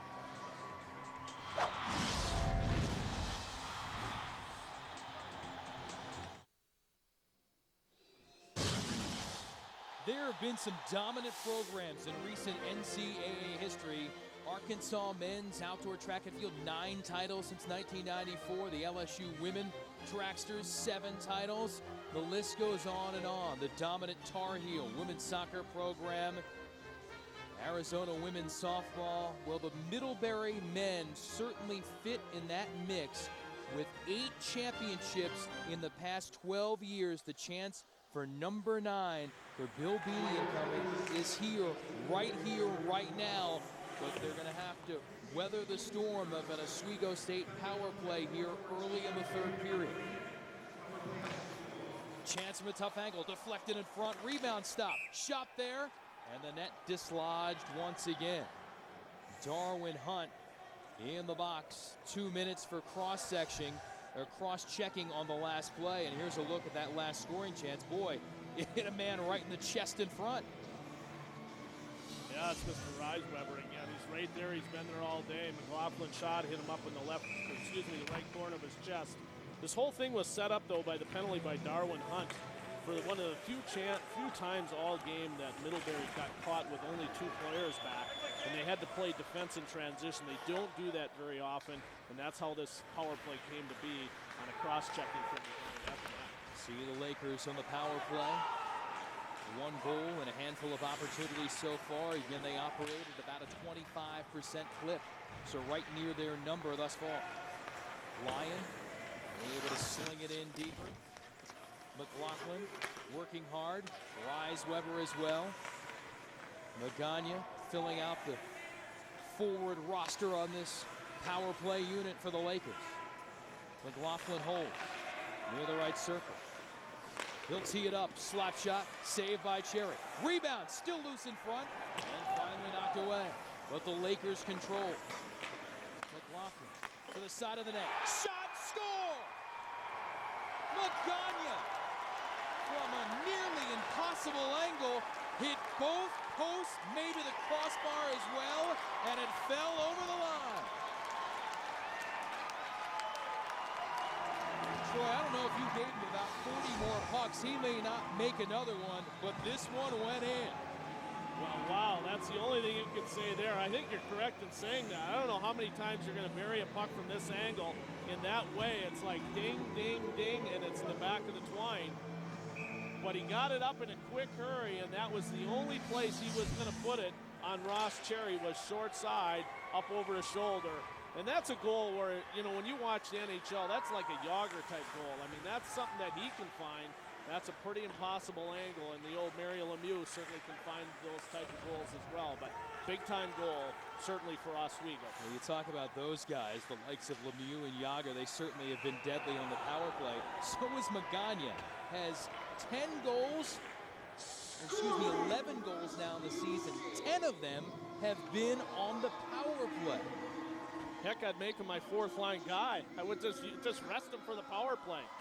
No, I wouldn't make him a 4th-line guy, but I'll tell you what, that's an impressive stat. But obviously, he looked very comfortable there. If he has that many goals in the power play, he knows exactly what he's doing in that little area. Now, the sophomore from Orangeville, Ontario, able to give the Oswego State Lakers the lead. How will Middlebury respond? Remember, they have had shutout victories in their last 4 trips to the NCAA championship. So they have not played from behind on this big stage too often. How will they do with the pressure on their shoulders now here in the 3rd period? Yeah, and we saw it though yesterday. You know, you look at Bill Beanie, you know, as the Middlebury coach, very comfortable. You can see that he's very much in calm of his emotions. He's been through this, and it looks like he's won a few championships over there, and he's so calm. And as their captains have talked about throughout this weekend here in Superior, Wisconsin, very calm. They'll stick to their game plan, so I don't think you'll see a whole lot change. It'll be interesting, more importantly, Jason, how does Oswego handle this? Yeah, certainly is the case. Again, this team has been through the ups and downs of things, not only throughout the last couple of years, but in this season. Ryan Scott talking about that yesterday. Remember, this team started the year 17 straight games without a loss. Best start in school history. Then they had some ups and downs in the midseason. Lost in the semifinals of their conference tournament, but turned it around. And well, Coach Gosick actually called out some of his players, said they needed to play better in the playoffs. Said he may not have done that in the past, but he did it this time, and it's worked. Yeah, they have responded, and I think that's impressive. Like everybody here watching the game, and here, you look at Middlebury and you look at dominance in Division III, but at the same time, you know, this Oswego team didn't lose until January 23rd of 07. That's impressive. That's an impressive first half of the year, and then some. 8 straight wins to begin the campaign in that 17 unbeaten streak. Loose puck in front. Somehow, Cherry was able to get over there because a Laker had a great opportunity, and he made a second stop. Well, we get a look here at the replay. Ross Cherry, desperate save right here in the fact that he gets his paddle down and extends his body and makes probably the game-saving save right here. It goes 4-2, and that might be the end of Middlebury's reign, certainly with 12:25 left. But Ross Cherry is there for his team. Well, Levy had a chance to get there. He got dumped on the way, but Cherry able to dive over and just do enough to keep the puck out of the net. 12-12 left to go here, third period in this NCAA Division III championship. And the Lakers looking energized after the go-ahead goal. Get a feel for certainly the Oswego coaching staff and Ed Gosick, and the fact that he's very comfortable. He just, again, came out with Derrell Levy's line. It's that fourth line, playing 4 lines, keeping everything rolling, quick short changes, and part of the reason why they're 5-0-1 when certainly things were tied after 2 periods. They feel very comfortable here. This NCAA championship in Division III on CSTV at Westman Arena, the University of Wisconsin at Superior. Kudos to those folks for a great effort run this weekend. And these 2 teams, one of them will roll out of here with a championship trophy. Will it be the Lakers for the first time in school history? Stick around and find out.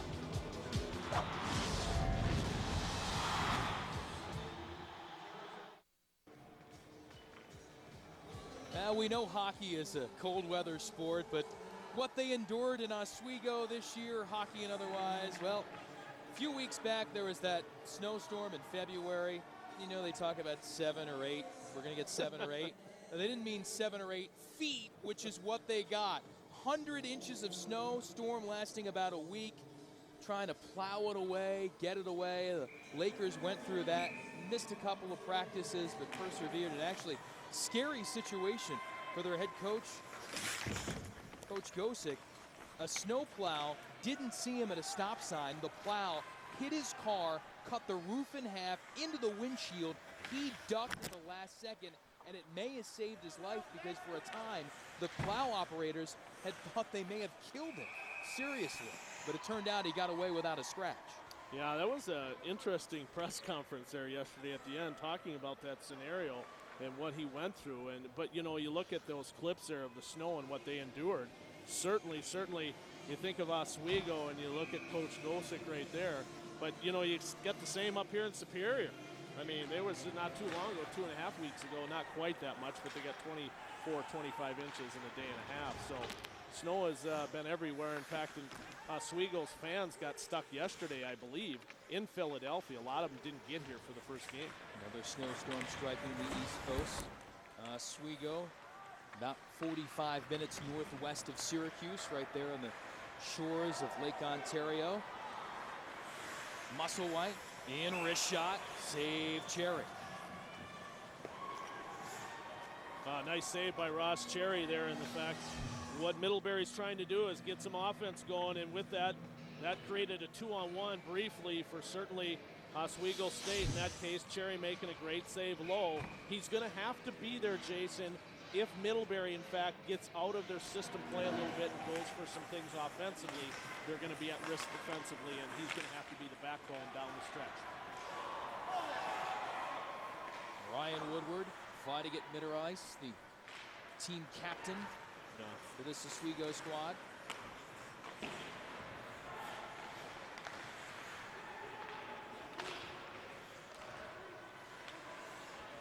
Loose puck, Hunt trying to clamber out of the pack, able to get it into the attack zone. And still kept in. Kinder fighting hard along the board. And Troy, you can see that Oswego State is, as you talked about your keys before, now controlling the tempo. They're slowing it down and able to keep that tape-to-tape passing from Middlebury that we saw early in the game. Yeah, it becomes about puck possession and not giving up that possession when you have it. And certainly in this case, in the offensive zone for Middlebury, they want to continue to control it.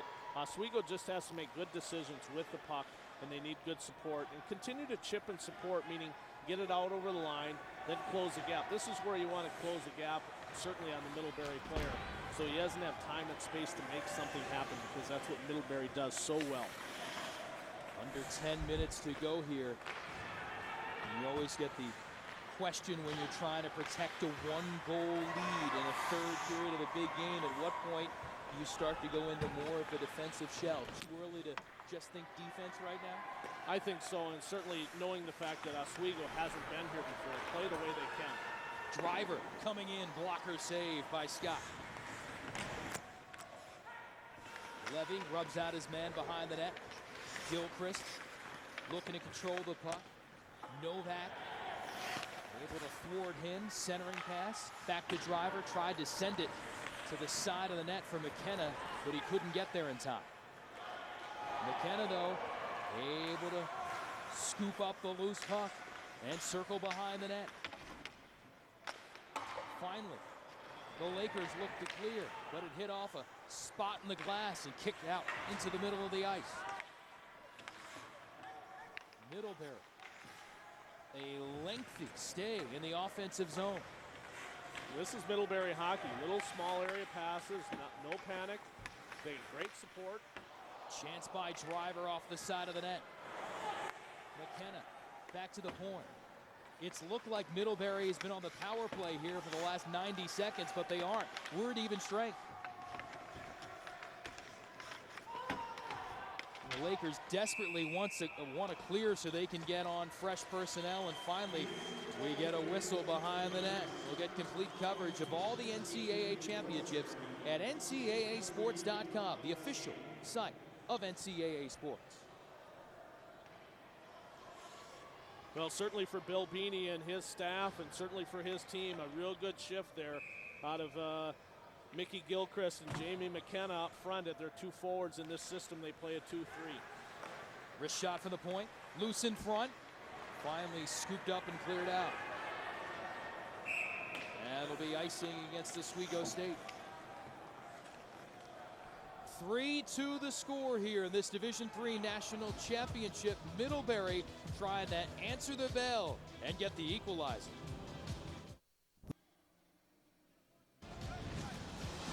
NCAA Hockey on CSTV has been brought to you by AT&T. Singular is now the new AT&T. Your world delivered. That is what they're playing for, an NCAA championship trophy. Oswego State has never had one in any sport in school history. They are 7 minutes and 59 seconds away from bringing that one home to upstate New York. Now, part of the coaching thing that'll happen here, Jason, in the last 8 minutes is the fact that with the TV timeouts, what they'll go through as coaches, they'll get their best players on the ice a lot. And we've got a penalty here, and Middlebury will have the chance to go on the power play to get the game-tying goal. Now we got a chance there to see Middlebury's transitional game, how quickly they moved the puck. They went tape to tape. Penalty happens because certainly Oswego wasn't ready in defensive mode. You can see the penalty there by 21, Brendan McLaughlin, and it was just a, as they were late back in transition, and that's the part that Oswego's going to have to do a good job through the neutral zone to slow Middlebury down. Well, the penalty there, interference. That's going to go on the hit against John Sullivan.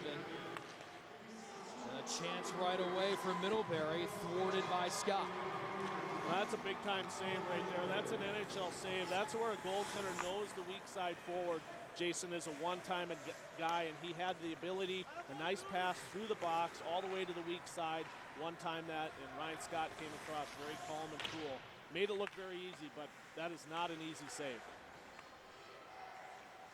Middlebury controls. Now back out to the point. Maldonado sends it to the near side. Now back straight away. Hits it into the gear of Musselwhite, working defensively in the high slot.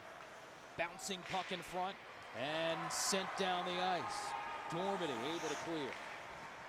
Yeah, Oswego players are going to have to block shots here again. I thought they did that very well at the end of the second.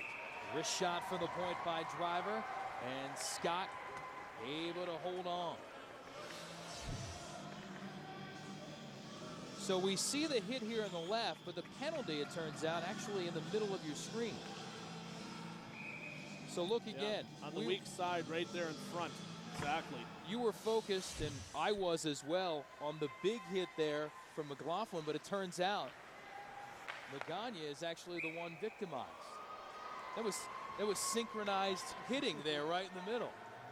Yeah, and good work by our camera guys and the fact that they picked that up in front. And, I was questioning, I was about to say I'm questioning that call, but in fact it was away from the play there and the correct call. So it's Magagna who has the go-ahead goal. That's called for the penalty now, as Middlebury is 30-plus seconds left to go here on the power play. And that one deflects up into the netting. We'll have a stoppage. Middlebury doing a nice job. They really spread Oswego State out there. They got some pucks in through the box. In this case, 4 guys of Oswego. They moved it around very well. They got some one-timers off. The thing that they're going against is an All-American goalie in Ryan Scott. And in these key situations, he's been there certainly for the Lakers. Good defensive work. McCutcheon able to send it down the ice for the Lakers. Under 20 seconds left to go in the power play. Under 6 in this NCAA championship. Maldonado able to deal it off to McKenna. Hits off a Laker skate and cleared once again. And that'll wipe out the rest of this power play. Oswego kills it off, both teams at even strength.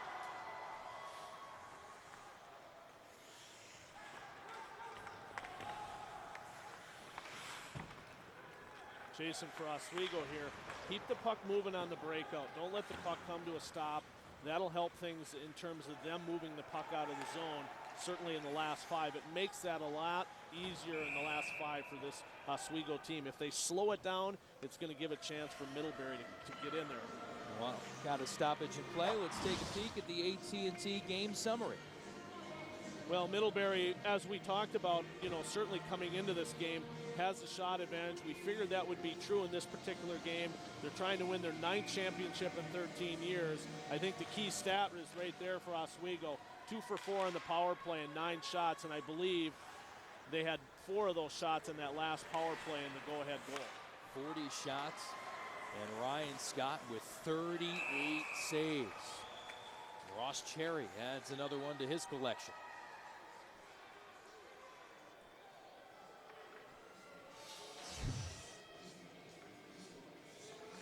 Oswego has had that philosophy this whole tournament as they've come into Superior, Wisconsin, put the puck on the net. They continue to do that all the way down the stretch. Forecheck here from the Lakers. Into the corner, stolen away by Whitehead. He'll dump it back behind. And a chance here in the neutral zone now for Middlebury. Sedichik fell down, still got a shot away, but it went wide. Kept it at the point. And now finally, Gagnon able to deal it up to the neutral zone and deeper into the Middlebury end. Good individual effort. He got it over the blue line, didn't take an icing, was real patient with the puck and got it in deep and allowed his team to change. Drummond, his shot blocked on the way to the net by Koresky.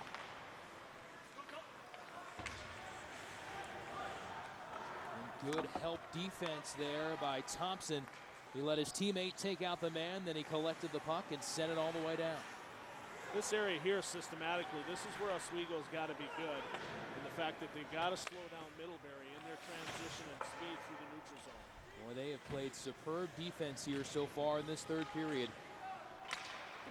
3:40 now on a rolling clock away from a national title for the Lakers of Oswego State in New York. Centering pass there, kept it at the point by Maldonado. Drummond to the opposite circle. But Gaines couldn't get a good shot away, and Oswego dumps it back down. C.J. Thompson with a great block for Oswego State. Critical in the last 3 minutes here, just over. It's a great block. Wrist shot there, rebound was loose in front. And the Middlebury Panther player, Jamie McKenna, couldn't get to it to put it in the net. And we have seen Scott has not given up too many juicy rebounds in this one. Here's a chance for Oswego. Diving attempt by Magagna. Just went wide. And Magagna had that big slap shot as the go-ahead goal, and he almost got the clincher there on a diving effort. 2:40 to go here, third period. Championships are championships. This is exciting. There's a lot of energy in this building right now. People are going up and down the ice very quickly. John Sullivan, host of bodies in front. The puck's still there, and it's put in. Sullivan, the freshman, ties it up with 2:25 to go.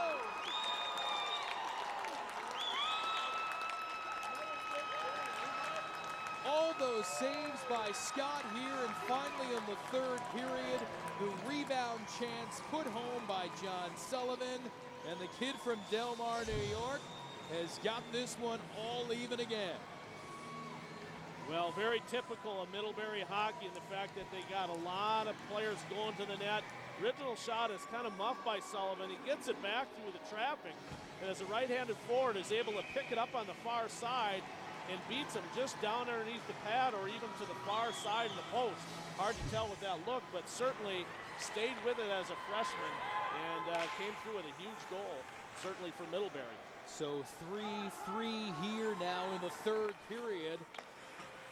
Working our way to the 18-minute mark at about 2 minutes left. Middlebury, another chance here. Bartlett gets ridden off the puck. Thompson with a great effort on the back check there. Took away his hands and really worked hard from behind. Maldonado, wrist shot, goes wide. He goes to chase behind the net. Novak trying to win the puck in the corner. Mason Graddock diving in behind the net. Support for Middlebury. In front, centering pass knocked away and chipped down to the other end of the ice. Middlebury 8-0 all-time in NCAA finals. Now the Panthers here looking for the go-ahead goal. Driver couldn't control the pass. Would it have an opportunity for a good look?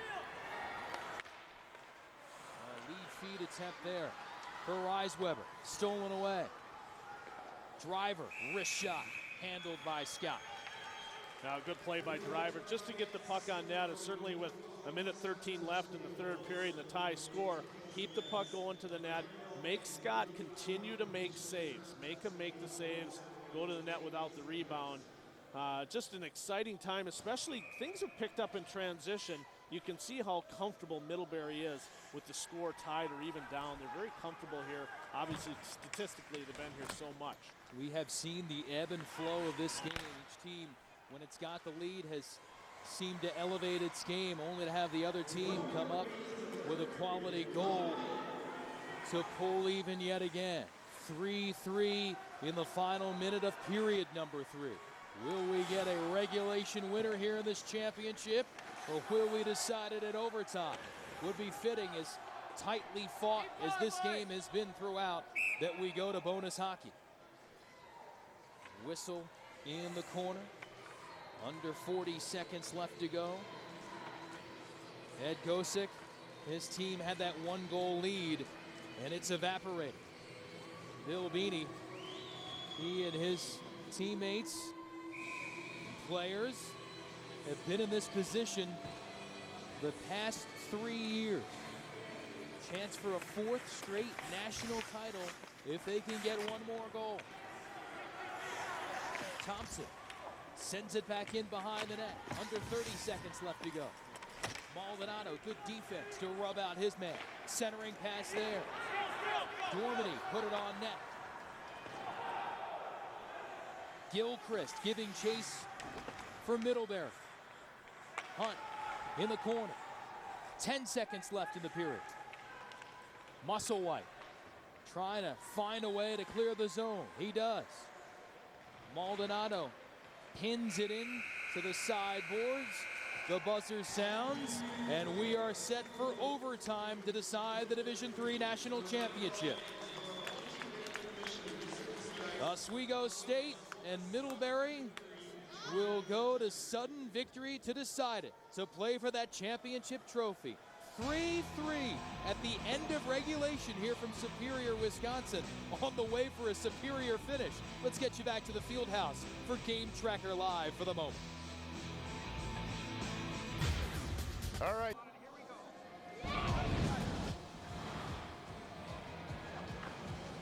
Back here in Wisconsin, set for overtime hockey to crown an NCAA Division III champion.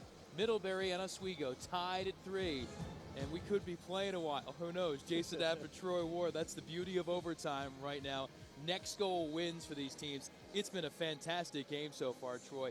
Both teams have really been able to punch and counter-punch and answer the bell when they've needed to. They certainly have. It's been an entertaining game. You know, Division III hockey is all about passion and heart, and both teams have given us that here this afternoon at Westman Arena in Superior, Wisconsin. Played very hard. And as you mentioned, the punch and counterpunch has definitely been a part of this game. Well, let's look and see at who struck first, and it was Oswego State in this one.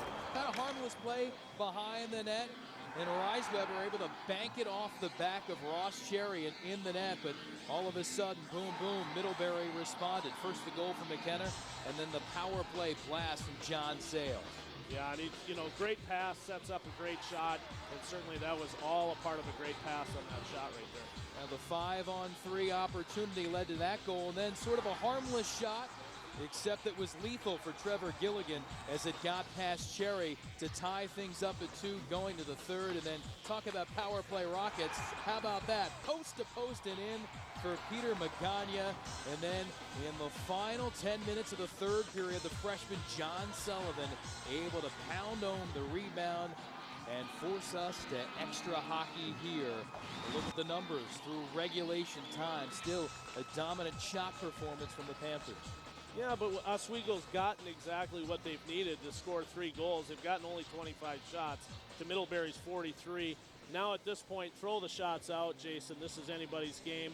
Oftentimes comes down in overtime hockey, the first shot. And we'll see which team can shoot first, and in this case, shoot best and score a championship. Ready for overtime coming up. Sullivan sent us here with his tally.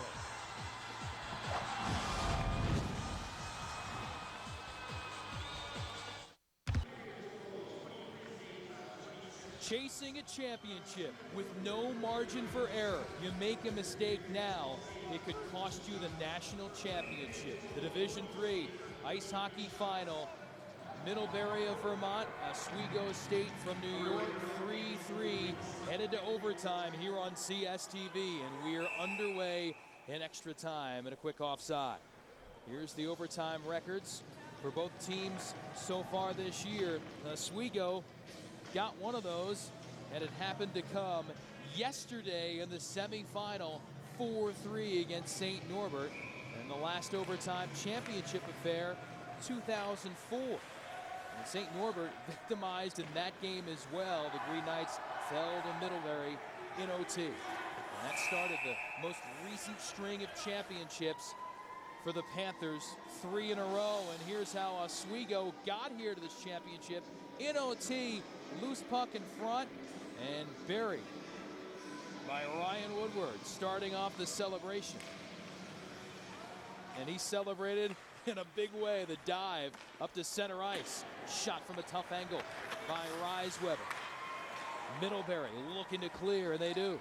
Mickey Gilchrist, leading scorer, able to carry it into the offensive zone for Middlebury. Sent out from behind the net. Reisweber able to pick it off, and he'll retreat and dump it back around. Troy, in this game, when you're worried about maybe not making a mistake, how do you go about, if you're a coach, telling your team to operate here in extra time? Well, first and foremost, very short shifts, keep things very quick, make good line changes when you do talk about the shift length so that you don't put the other team in an outnumbered situation. Oh, good opportunity for Middlebury, but it's offside. The other thing that both coaches are saying probably prior to coming out in the locker room was getting pucks deep, making the opponent turn, go back towards their own goalie and make plays. Oftentimes you get yourself fatigued, nervous. Players mishandle pucks at kind of the crucial times, so continue to get pucks deep for both teams. That's been probably the same message in both locker rooms. And now we've got a whistle and another stoppage. The last overtime championship game in Division III that we talked about in 2004. Bill Beanie watched that group of Panthers get it done 1-0 with the only goal of the game coming in OT. Can this group of Panthers continue the dynasty and make it 4 in a row in 9 national titles in 13 years? Again, Oswego State looking for its first NCAA title of any kind in school history. Thought interesting too yesterday, when you go to the post-game interviews with both winning teams that are playing here this afternoon, both of them talked about playing their style of game. So you won't see either team try and do something. I think they'll stay within their systems, keep it real simple, and most importantly, get pucks to the net and bodies to the net and try and get whatever type of goal it is that's going to put this away for either team.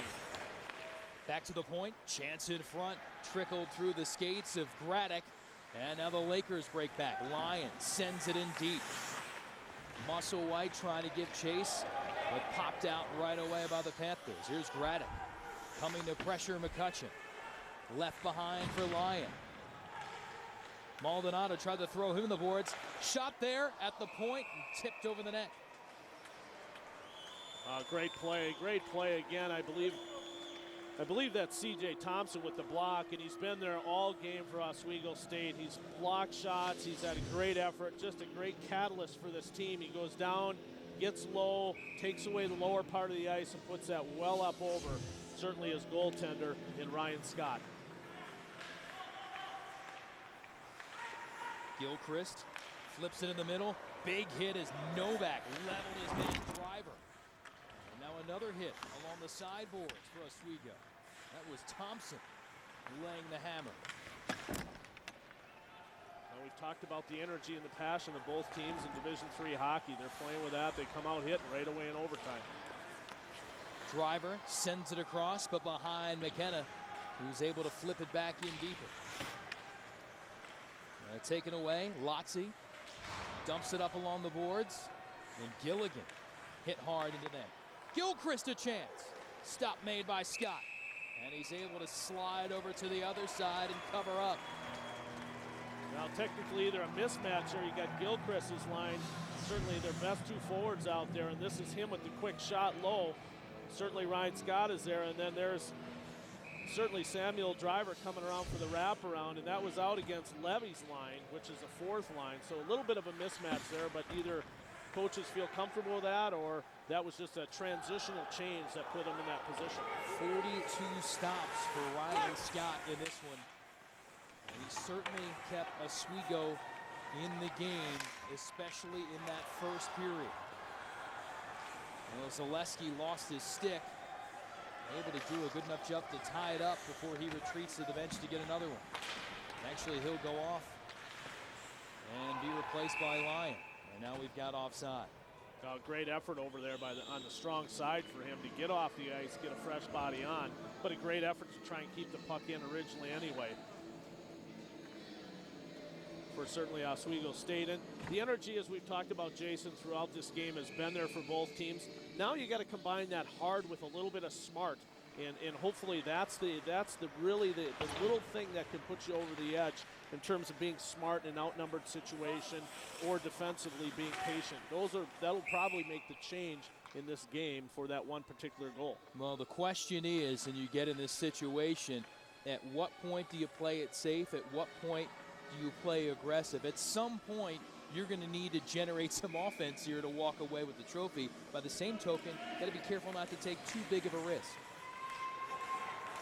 Lyon out of the corner, wrist shot through a screen. That may have hit somebody in front, but it still found the midsection of Ross Cherry. Well, they allowed Ross Cherry to see the puck. Great individual play here. You see him as a left-handed guy move to the middle, but you can see Cherry's able to see that puck. They seal off the one forward in front. Cherry's able to see the puck the whole way. Off the face-off, D'Annunzio tried to get a look, but it's Middlebury coming back the other way. Wrist shot there wide from Sales. And it caroms all the way back to center ice. Gilchrist had it poked away. D'Annunzio pushed it ahead. Now McCutcheon back in his defensive zone and gets it up ice. Trying for a headman pass to Musselwhite. He tracks it down in the corner. And it's center ice, intercepted by Graddock. Into the zone, McKenna. The shot there goes wide. Gilchrist chasing in the corner. Lyon gets pushed into the boards by McKenna. And Musselwhite sends it around to the opposite corner. Gilchrist and McKenna are in their third shift already into overtime, Jason. They're out there. Obviously, Coach Bill Beanie is going with his best two guys up front quite a bit here early on. Koresky able to send it in deep for Thompson and Oswego. Reisweber giving chase. He's dumped behind the Middlebury net, and the puck sent down on Scott. Magagna hits the ice. And now pressure here from Gaines trying to keep it in. But Middlebury can't. And the Panthers retreat. Intercepted. Reisweber back in the corner.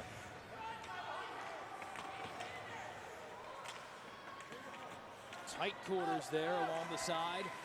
And now dump back to the point. Locked down. Brett Sheriffs carries into the zone and sends it behind the net. McLaughlin couldn't quite get to it. That's Graddock going after it. And each team really staying in tight quarters here, sticking with their man all the way around the ice. Some good one-on-one tight hockey along the wall. At the point, wrist shot there. Kind of a knuckling puck, heads back to the corner. Zaleski trying to clear, can't. Kept in by the Panthers. Back to the point. This one teed up. Wrist shot there from Kinder. Drummond keeps it in. From the side, centering pass. But nobody able to get good wood on it for Middlebury. Now this one kept in. Drummond darts back to the other side. Looking to get it back to the point. Does. Chip shot. Rebound loose. And Oswego fires it down the ice.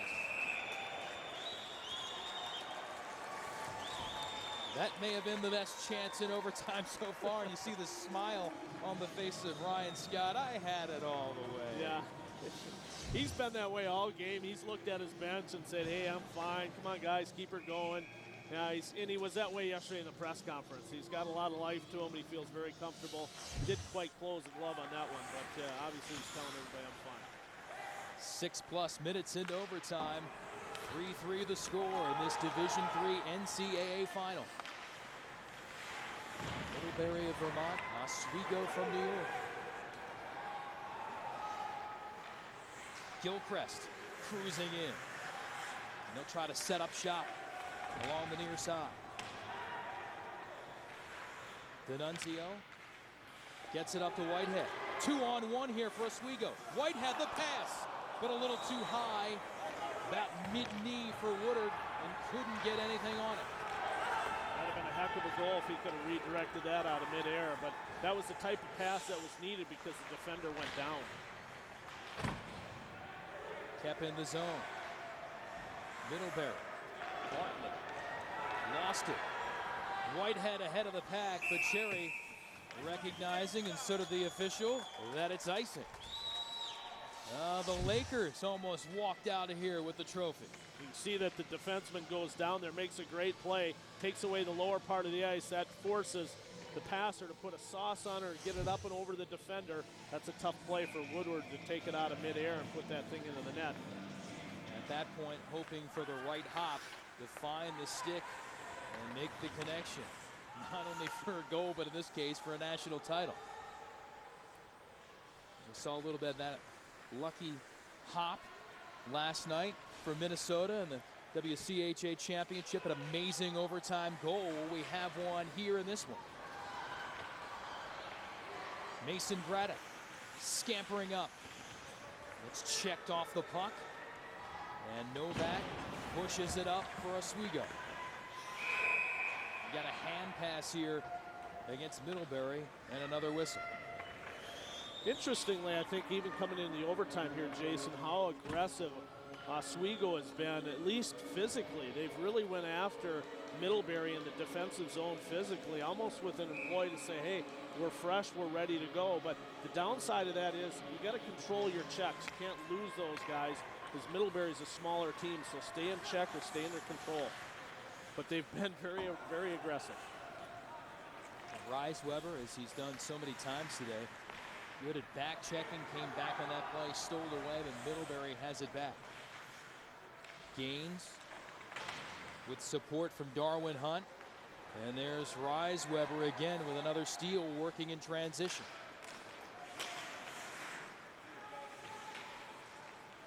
Panthers looking to push out, and they will. Mandes gets flattened by Magagna. Both players hit the ice.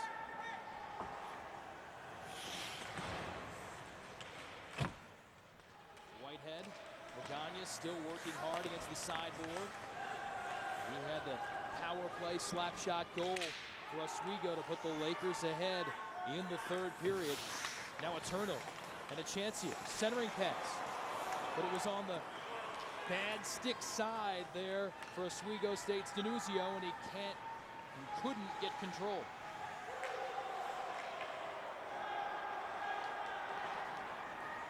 Now here's a chance. Whitehead, he'll let it fly. May have gotten a piece of a sliding Maldonado on the way. Stuck in the office, can't get to a TV.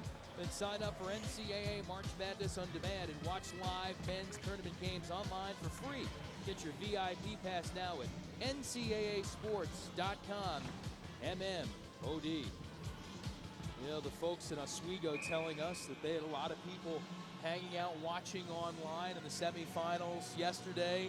You know, small communities surrounding these Division III schools, Middlebury in Vermont, Oswego in New York. It's a community effort, so you know that there's a lot of folks keeping track of what is going on here at their schools, chasing championships. Yeah, and another small school in Wisconsin, Superior, hosting it. And a big part of their community. Chance here on the side for Thompson. That's directed away by Ross Cherry. And now the counterattack. Graddock, 1-on-3, hit the post! That close to another NCAA title for Middlebury. Boy, one of those seemingly harmless chances on the 1-on-3, but that one almost made the difference. Gaines wanted to keep it in, but couldn't. It would have been offsides. We retreats. And now Kinder will dump it deep.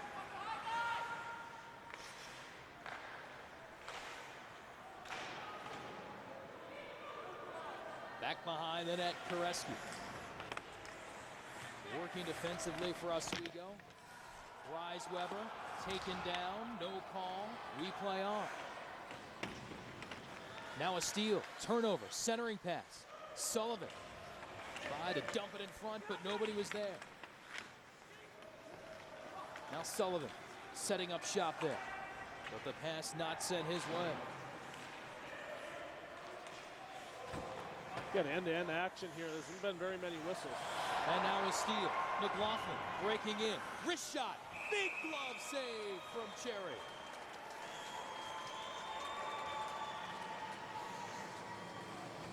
Boy, every mistake could be the last.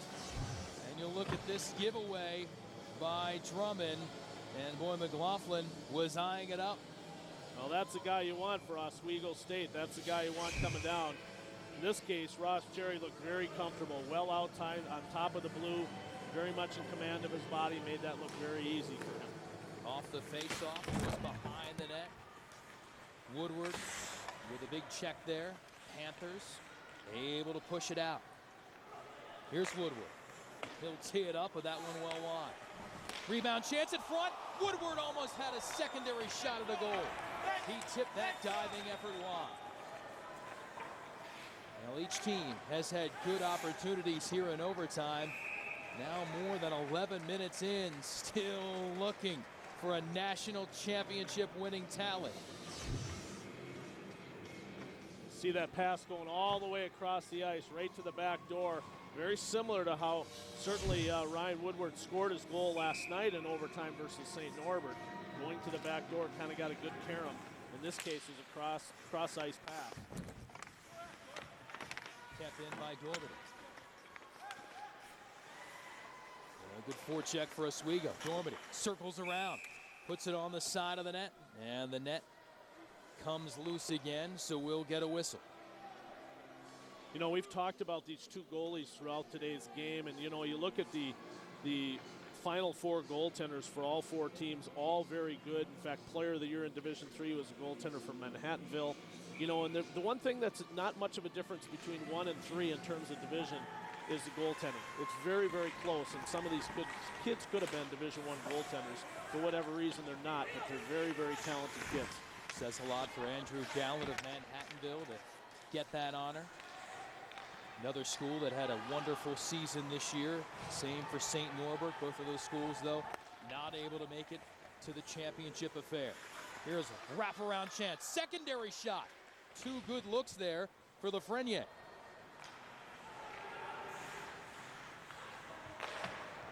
Now a shot from the neutral zone. Blocker to the corner by Scott. We talked about fatigue. We'll see when conditioning becomes a factor. Good glove work from Scott one more time. And Lafreniere is trying to gather himself after getting creamed at center ice. Yeah, he admired his pass a little bit there. We just saw it at the tail end. We get a look at the shot, but as he goes off, I'm a little bit shaken up. He would kind of admired his pass, and he got caught looking at the puck and didn't see the guy coming. Certainly for the senior out of Manitoba. And you can see right here, see him looking at it, and then boom. Coaches always tell you when you're young, don't admire your pass. Keep going ahead. Look to the next play. Look to the next play. If you admire your pass, somebody may be admiring their hit a few minutes later. And we've got offside on the play. Overtime shots on goal. Pretty even so far. 7 apiece. Yeah, and we've talked about that too. And it's interesting being around the site yesterday and even in here on Friday and listening to the coaches. Each team will be afforded chances. The shots right now are 7 apiece in overtime. Things open up, and it's really going to come down to who's going to make that magical play at the right time to put this thing away. And we'll see which team and which player can step to the forefront here. Reisweber trying to circle in front of the net. He does! He scores! That's it! Oswego State has done it! The Lakers take home the first NCAA title of any kind in school history. It's celebration time in upstate New York.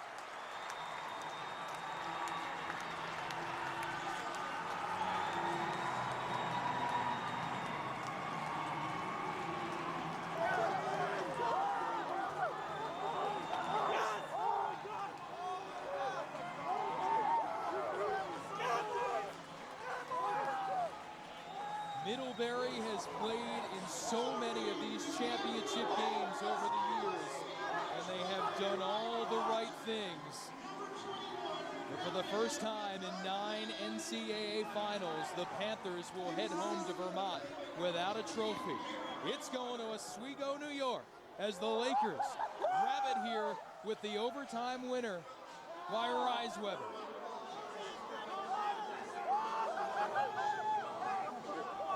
Well, we talked about an individual effort. Who will be the player? It's number 15 in white. Boy, all I have to say is, oh my, look at his feet moving. Look at the poise and composure he had.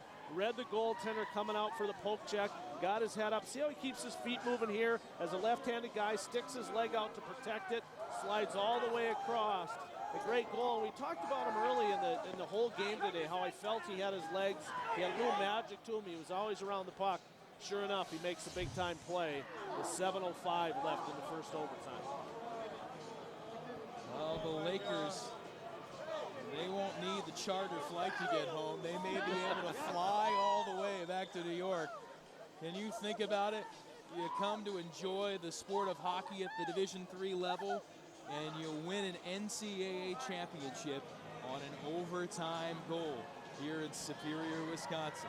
Yeah, and for that young man, we know what's great about that whole overtime goal is, you know, in talking to the people yesterday from Oswego, he was a healthy scratch last year.